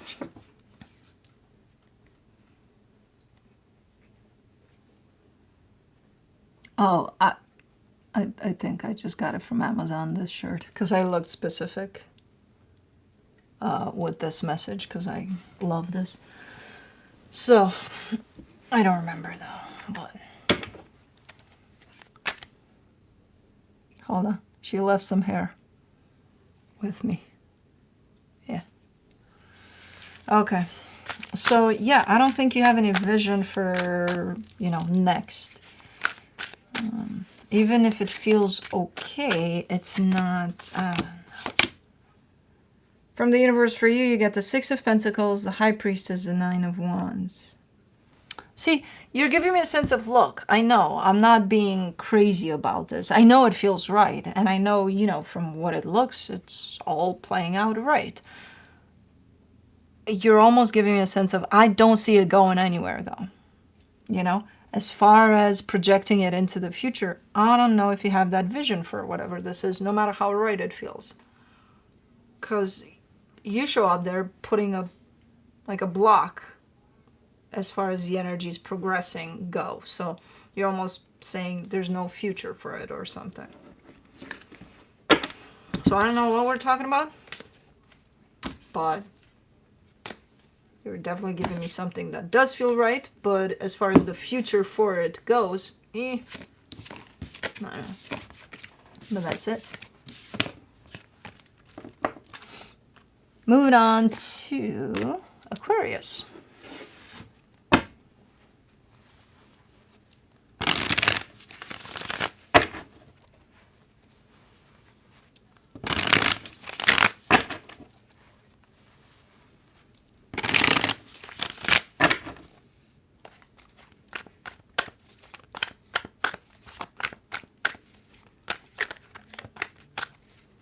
I'm cooking bacon, dogs be like.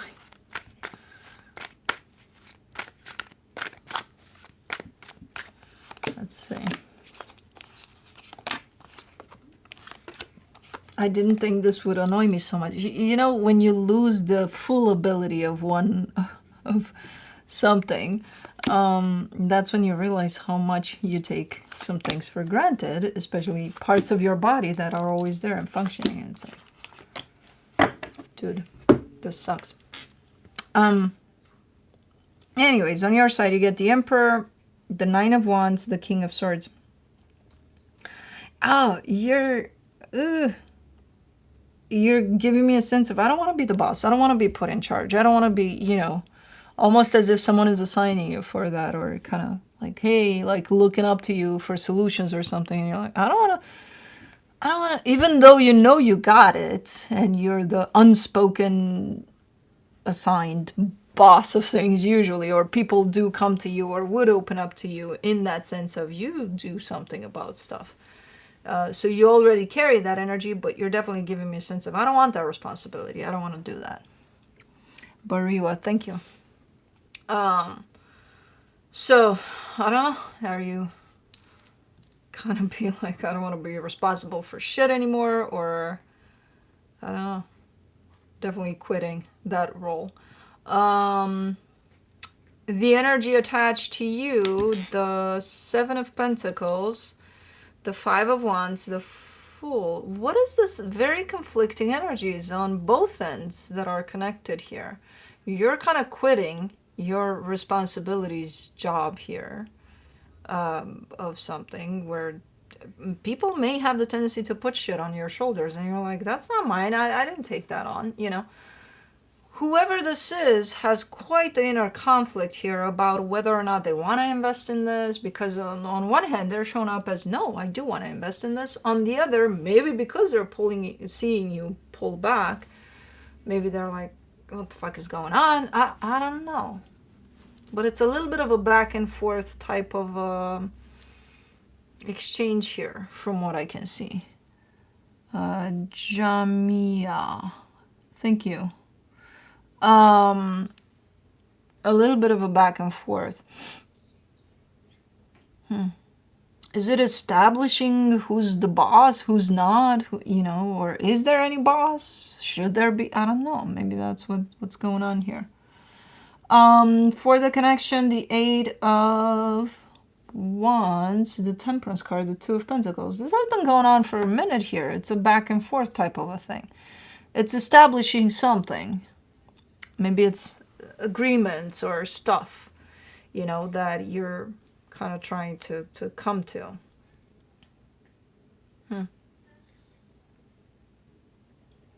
Yeah.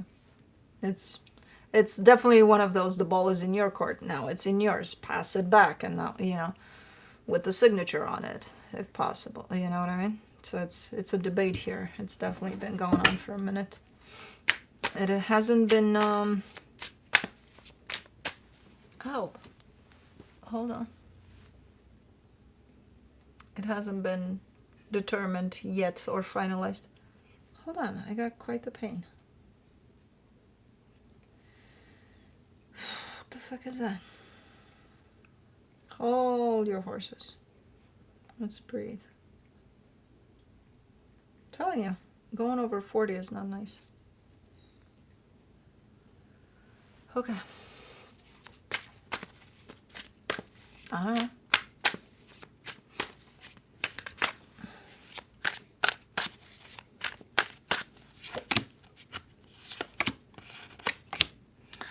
From the universe, you get the Three of Cups, the Five of Wands, the Knight of Cups. Yeah, it's back and forth. It's like, okay, well, today you could be reaching a peaceful, loving, even type of resolution. Tomorrow you could be at each other's throats. Like, nah, we're not done this. So it's a little bit about... I feel like ultimately the both of you are creating this, but the edginess, the, you know, oh, I'll come for you type of an energy maybe comes from them. But you're not gonna, you know, you're not going down without a fight either. So it creates this whole, I don't know, little bit of agitated energies here. I mean, I've seen worse, so. But it's not great. It's not pleasant either. But anyways, that's it. Moving on to Gemini.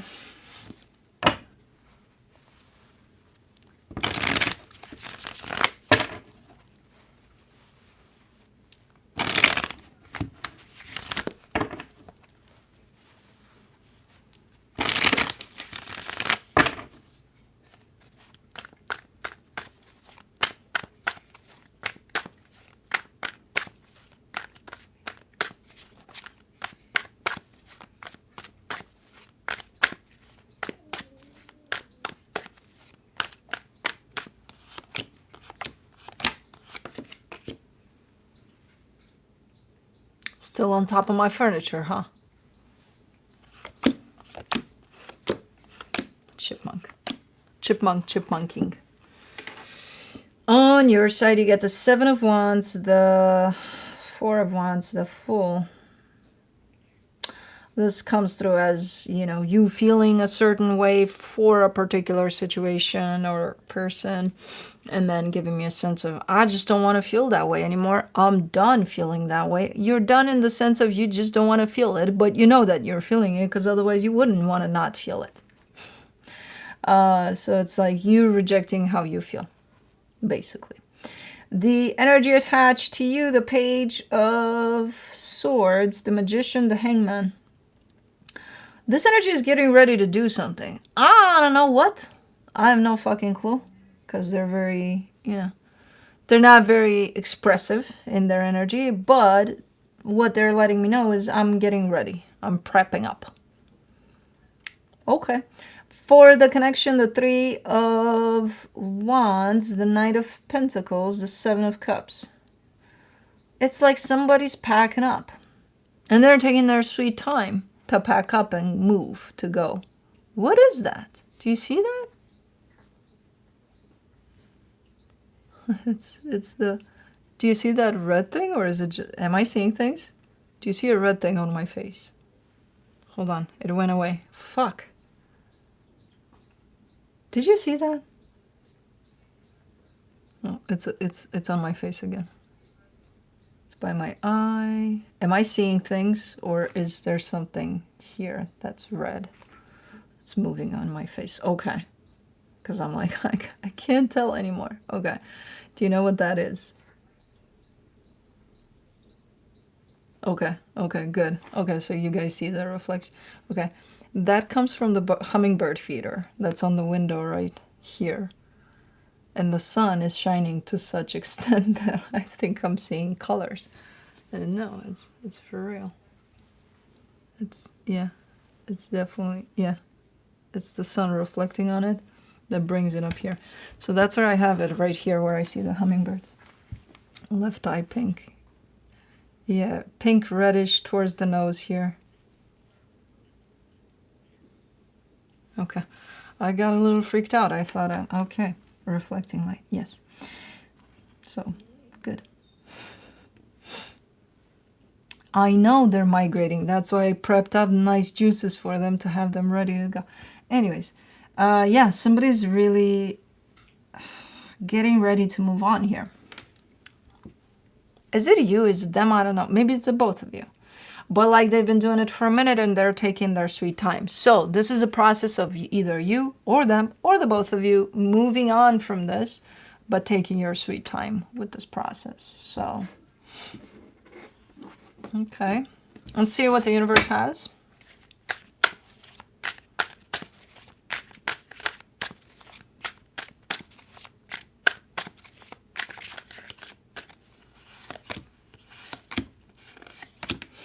From the universe, you get the Knight of Swords, the 3 of Wands, the 9 of Wands. Oh, you're the one that's trying to move on from this and has been trying for a very long time. The only one that makes it so slow and steady and, oh my God, this is taking forever, is you. Because you keep on coming back to this. So instead of kind of like saying, okay, I'm moving on, and then keep on going, you stop and you're like, should I? What are they gonna do without me though? Oh my God, no, I can't go. And that in itself is not allowing you to move on. So, yeah, it's you. But anyways, that's it.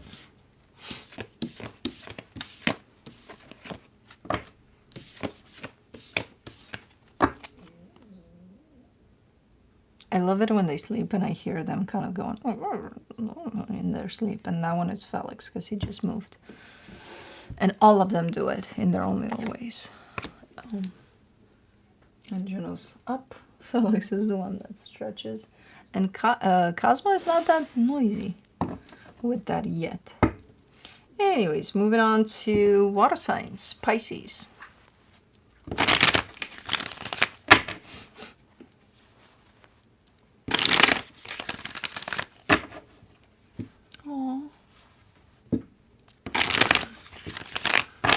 Blue showed up. Hold on.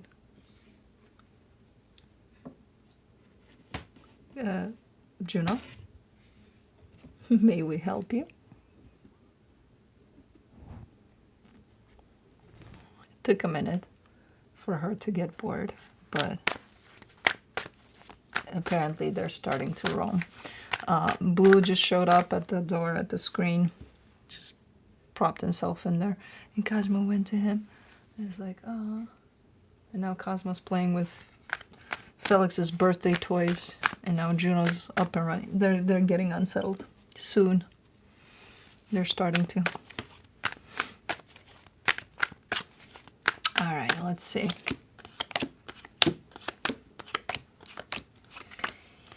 Pisces, on your side, you get the Queen of Swords, the Fool, the Sun. You got a pretty nice energy, very clear cut, like you are only doing whatever makes you happy. Period. There's no, oh, but you know, can you make one exception? That might not make you so happy, but like, can you do it? No. Nope. No. Okay. The energy attached to you, the Queen of Wands, the Lovers, the Magician. I think it's a difference of perspectives here. I think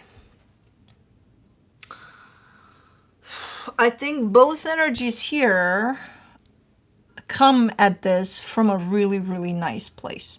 You come from a sense of putting yourself first. They come from a sense of thinking about the whole, the bigger picture.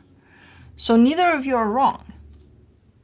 But I think you're entering in conflict here, in opinions or not meeting halfway here.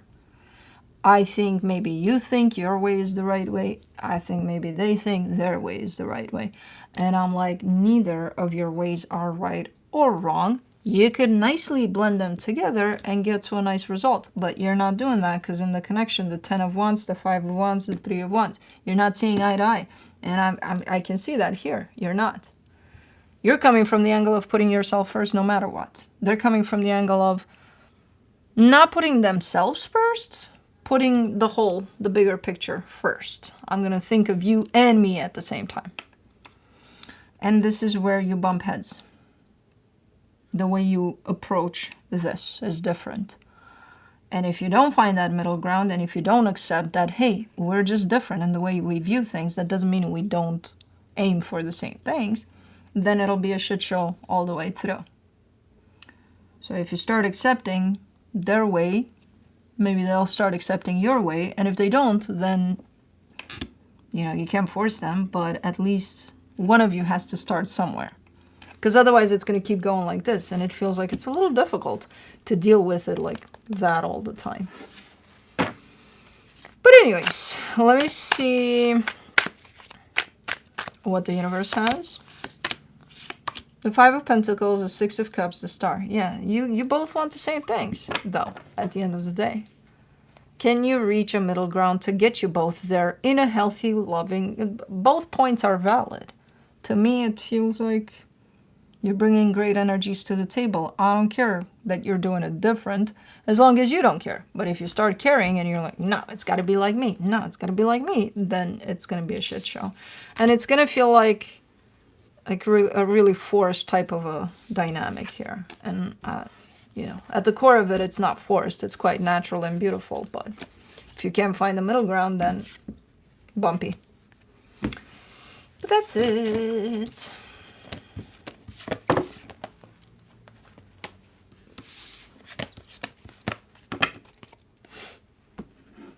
Moving on to Scorpio.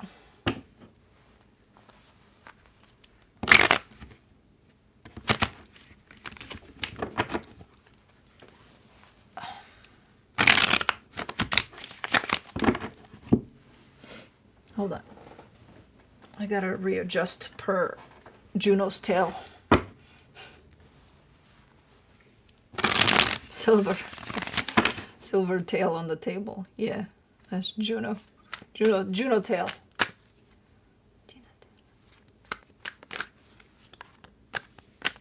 Can I comb your sides? I'm sorry. She's like, don't touch me.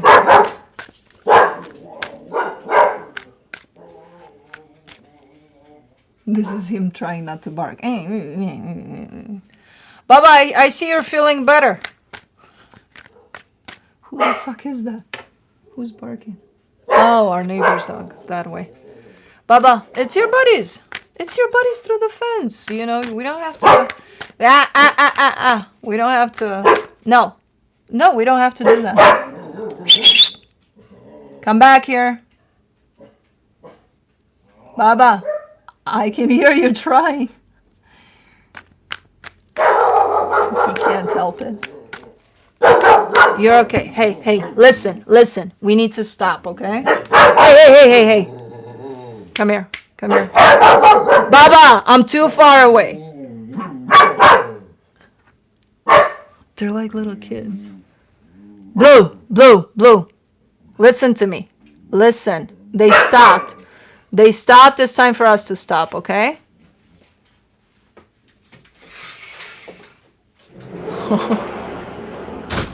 Or have the door closed on you. No, they didn't stop. They're like little kids.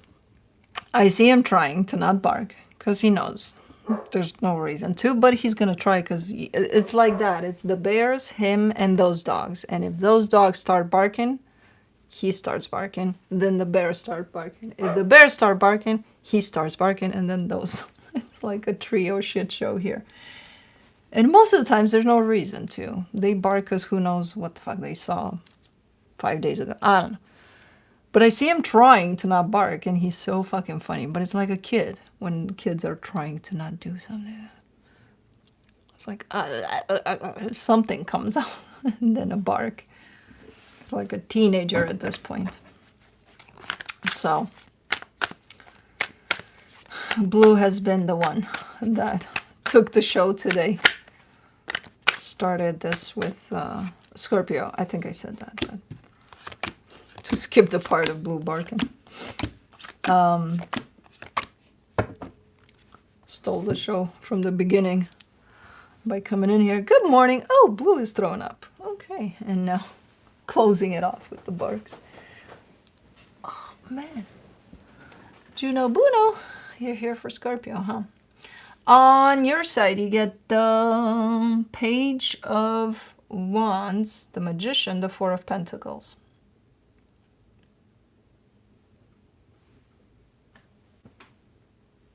It's too quiet now. I'm hearing the water flow. You're manifesting something, but you're redundant a little bit because you're coming through with a little bit of, you know, oh yeah, that would be nice if it would work. But then I see you pushing into some sort of manifestation there for whatever this is that you're so, oh yeah, nice. You're kind of like, nothing's going to stop me to achieve this. But your attitude towards it doesn't seem to match. Because, you know, oh, that's nice, doesn't really imply a sense of nothing's going to stop me to get bad. So I don't, okay, it's nice. your manifestation towards it is a little aggressive in comparison to what I see you carrying, holding for this. Whatever we're talking about here. But anyways, the energy attached to you, the Eight of Wands, the Two of Wands, the Seven of Pentacles. Whatever this is, does require you to stop for a little bit before going. Maybe that's why you're coming in aggressive, because you're afraid that if you stop, then you won't go. I don't know. So whatever you're moving towards with your energy and manifestation requires for you to stop first before you go. Like pause and then you go. Wait a minute and then you go. In the connection too. For the connection, the Emperor, the Three of Wands, the Hierophant. Yeah, same deal. There seems to be a pause before the storm here. And maybe that's why you're energy shows up almost as aggressive, like I can't stop, I need to go and get to this. And it's like, you'll get there, but it requires a little bit of a break somewhere there. I don't know why. Could be, hey, you'll get, what do you get? There's this big ass position opening up at this company you've been wanting to work forever at, and you know, but it's only opening in like 6 months. What are you gonna do? Like, no, I want it now, open it now. No, you know what I mean? So it could be one of those in which you gotta wait. Maybe you're manifesting so that whoever that is doesn't forget about you for this position. I don't know. It's not bad, it's just, it's a little contradicting on your end, because on one hand you're showing me you're very much aware that you have to wait, but even through that, you're kind of pushing the energies here. So I don't understand why the aggressiveness instead of just waiting. But okay. And I know you're gonna be like, well, I gotta be on top of things, you know.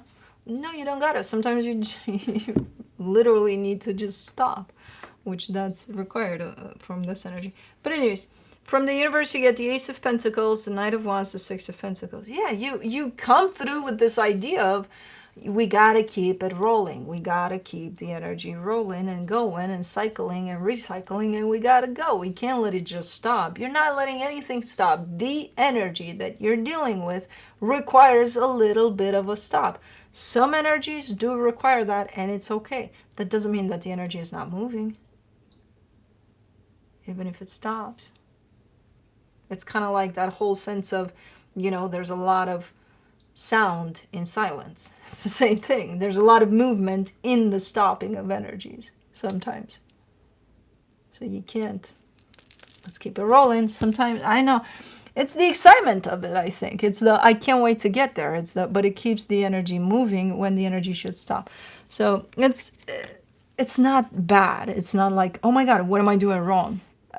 You're getting overly excited about something potentially, and that could create extra energy for something that's not needed. You know, get excited, but also recognize when to pause, and that's that. You know, it's not that big of a deal here. But that's it. Moving on to, don't get my things off the table. Cancer.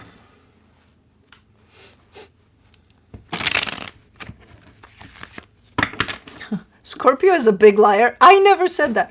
You guys, you're right, Scorpio is a big liar. I never fucking said that. How do you get those things from what I'm saying? Oh no, no. Don't, no. No, little Scorpio. Let's see. Okay.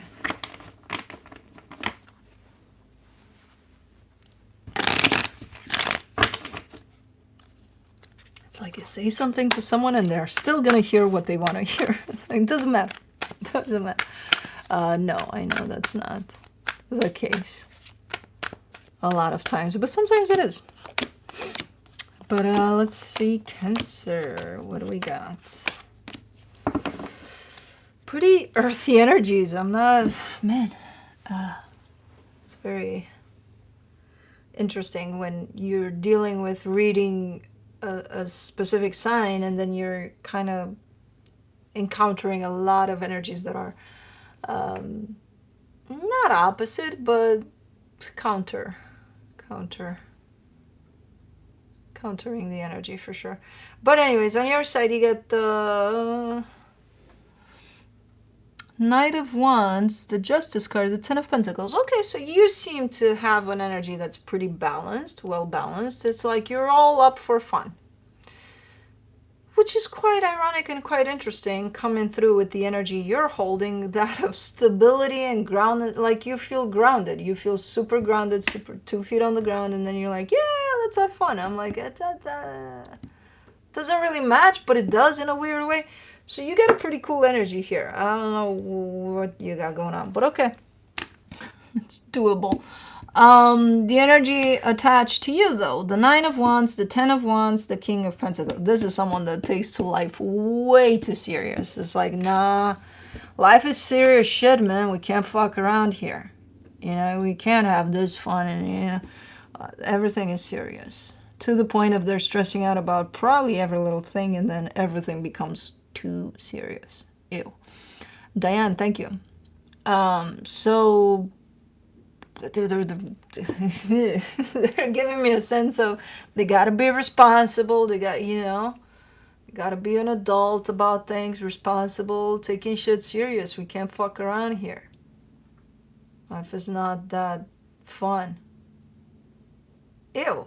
Anyways, for the connection, the Three of Pentacles. Oh, the Five of Cups, the Five of Pentacles. Well, this is someone that's going through something. Okay. If it's just temporary, based off of, you know, they're going through a shitty time, maybe a separation, maybe a loss, then okay.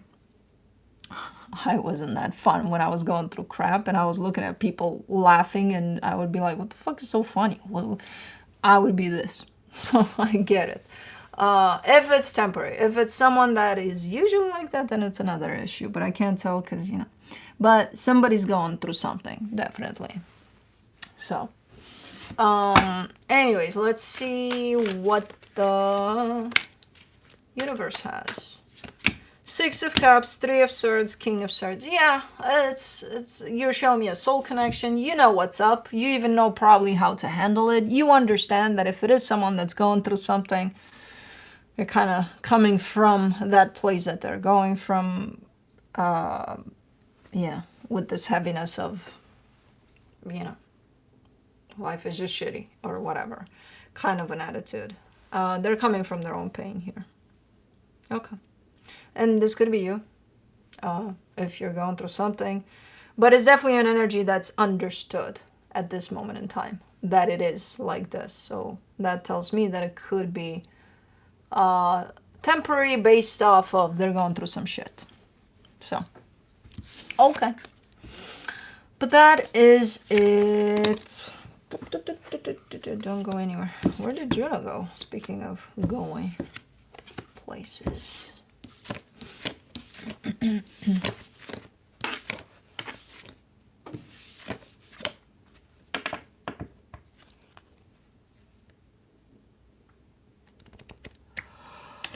Holding space. Yeah, exactly. I'm holding space for myself right now in order to give myself a kick in the ass to get going outside to do stuff. Because if not, you know what I'll do? Who knows me? Let's see who knows me. If I don't go do shit outside, what do you think I will do?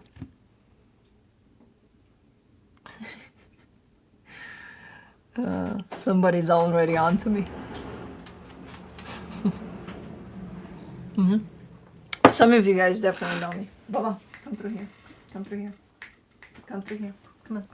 Come on. Up you go, Baba. Up you go. Stop stretchy stretch. Come on. Here we go, little bear. Let's see. You still have vomit on you? I don't care. I don't think you do because I cleansed you. Napping with my fur baby. You do know me. You all know me so well. I'm so simple though to get to know. I make it easy for you guys. I don't keep it complicated at all. You do know me. Napping with your fur baby. He already fell asleep. He tanked in there. Ow, Bubba, you're big. You're big and you're leaning with all your might. Oh, oh where are you going? Okay. Okay. You got it? Okay. Oh, you want to stay here? Okay. No worries. You can. Just don't lean on me with everything you got. I could never nap. Oh my God, you don't know what you're missing. That's what I said. I used to say that, and I used to think that, and that's exactly what I created for myself, a place in which napping was nasty. And then I started driving trucks, and I could nap on a chair, sitting up. Like, I gotta go. I gotta go for a split second. Outside in the shade. When you're in the sun, your Leo side will take over. When you're inside, your Cappy side will take over. That's interesting, and I think so. Blue thinks he's a lab cat. Yes, he does. Bubba.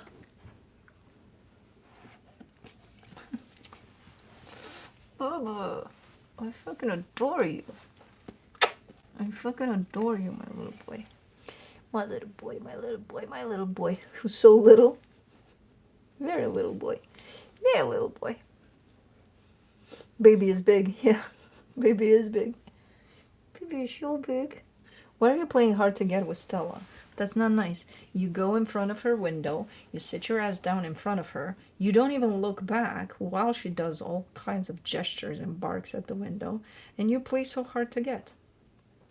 But when she walks by in front of your window, you go ballistic. What's up with that? I forget to have that conversation with you. Why are you being nasty to Stella in front of her house? Disrespectful. And pretend like she's not there. Are you playing hard to get because it's working? She goes ballistic. It's like a conversation with a kid and it's like, whatever.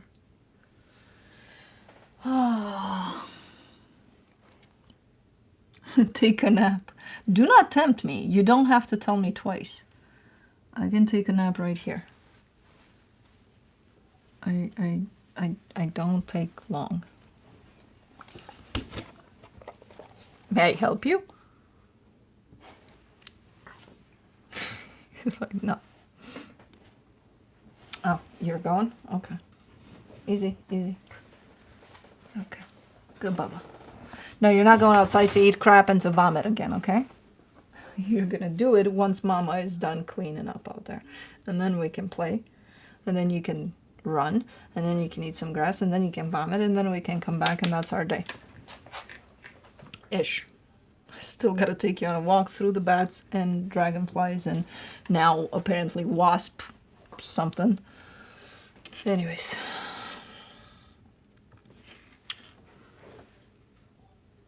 He gave you the side eye. I know he does. I'm telling you, it's like talking to a kid sometimes.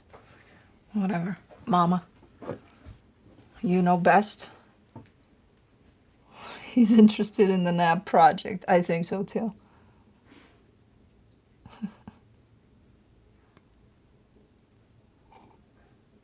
As you get older, taking a nap becomes a lot easier. I think so. There's still people that are very resistant to the idea of naps.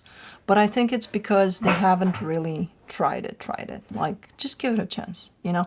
Without any preconceptions of, oh, but when I take a nap, I wake up grumpy. And well, if you tell yourself that, then you will. You know, just go in there. See how it feels without any kind of anything. You know what I mean? What are the nappiest signs? I don't know. The ones that allow themselves to take a nap, I would say. I don't know. Ruben, same to you. Way late catching this one. Yeah. I never used to nap and was opposed. At 44, they are a regular thing, right? I was too. And I think it was because when I played a professional sport, and when we used to go and train for, you know, summers on end, we were required to take naps, and I hated it. I'm like, oh my God, they're telling me when to take a nap, and I can't sleep. And probably because of that, in my 20s up until late 30s, I would be like, nah. But then, as I said, I think driving a truck helped a lot because I was so tired that I didn't give a shit. Could have fallen asleep in line waiting for ice cream. I don't care. Whatever. So I took naps at a very different level.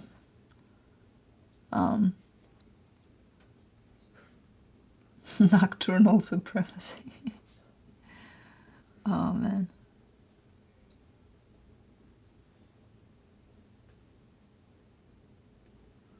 I missed the reading. Yeah, we did the reading. The reading is done. I will get off in a minute, and I will have the timestamps. So watch for this live to be uploaded soon, and then you'll see it.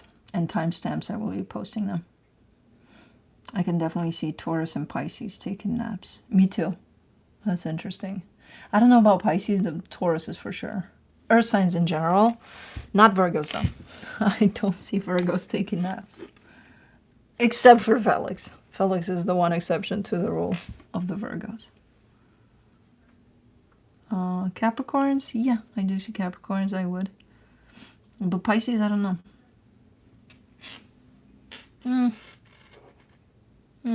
Could be. I don't know.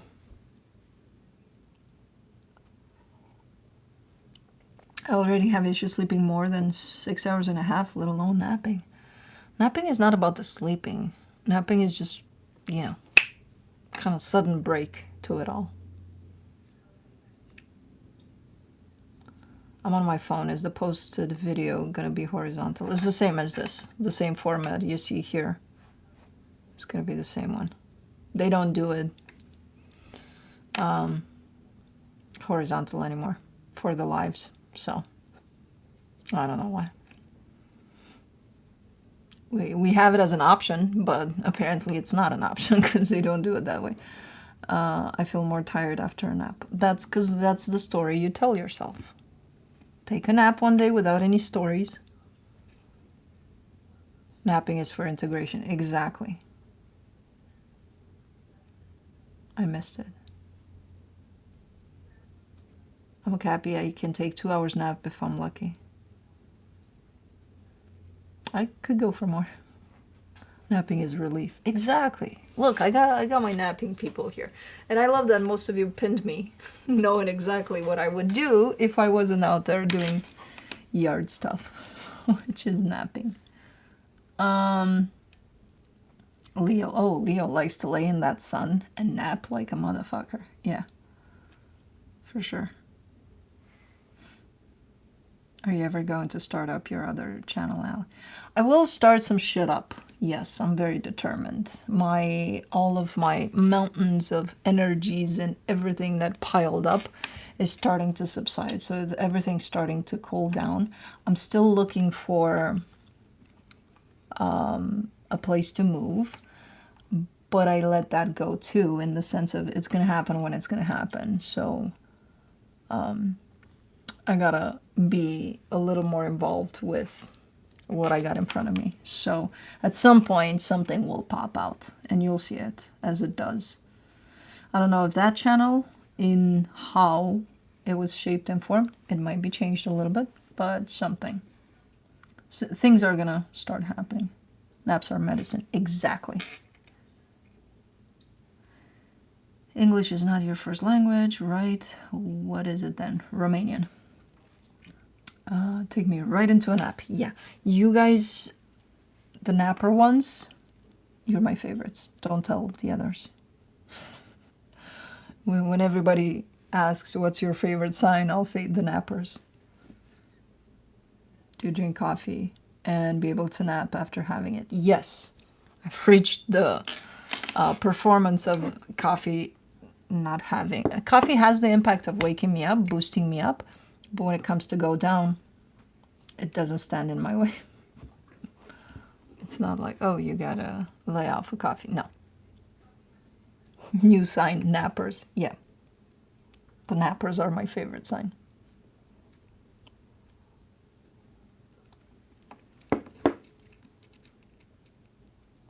Jen, I know. I know. Sometimes you get so caught up that you forget what you already know. And then, yeah, that is true. I'm kind of getting ready now that I'm kind of like, so we shall see. But things are going to start moving for sure. Because I feel like I'm starting to move in me. Baba, may I help you? I think you want to go UT for a split second. You're not going to go because you're going to give the chipmunks a heart attack. So you will go, but with your leash on, and then I'll release you once they clear out from the feeders, because you almost gave the little guy a heart attack once. And we're not going to risk that anymore. He's running, when I let him out this door, he's running straight behind me because he knows that's where the activity is. And I had a chipmunk once that climbed up, well, not up, but inside the rain gutter thing, and I could hear it from there yelling. I thought he was gonna have a heart attack, like the way they yell. And this guy was right there, and not like, I'm like, just leave him alone. No. So ever since, I take him out in his leash first, and then I clear the path here of all the birds and the chipmunks and then I release him. Nappers are my favorite sign. New merch right here, exactly. Anyway, let's nap. Exactly. Now that we're here, no critters injured in this video. No. In a minute. Why are you so agitated? Oh God, he's got to go. I got to go because he's got to go, and I don't know why. But love you guys. Talk to you next time. He's throwing up again. Since we started that way, we might as well end it. Okay. He's fine, but I don't know why. But anyways, love you guys. Bye.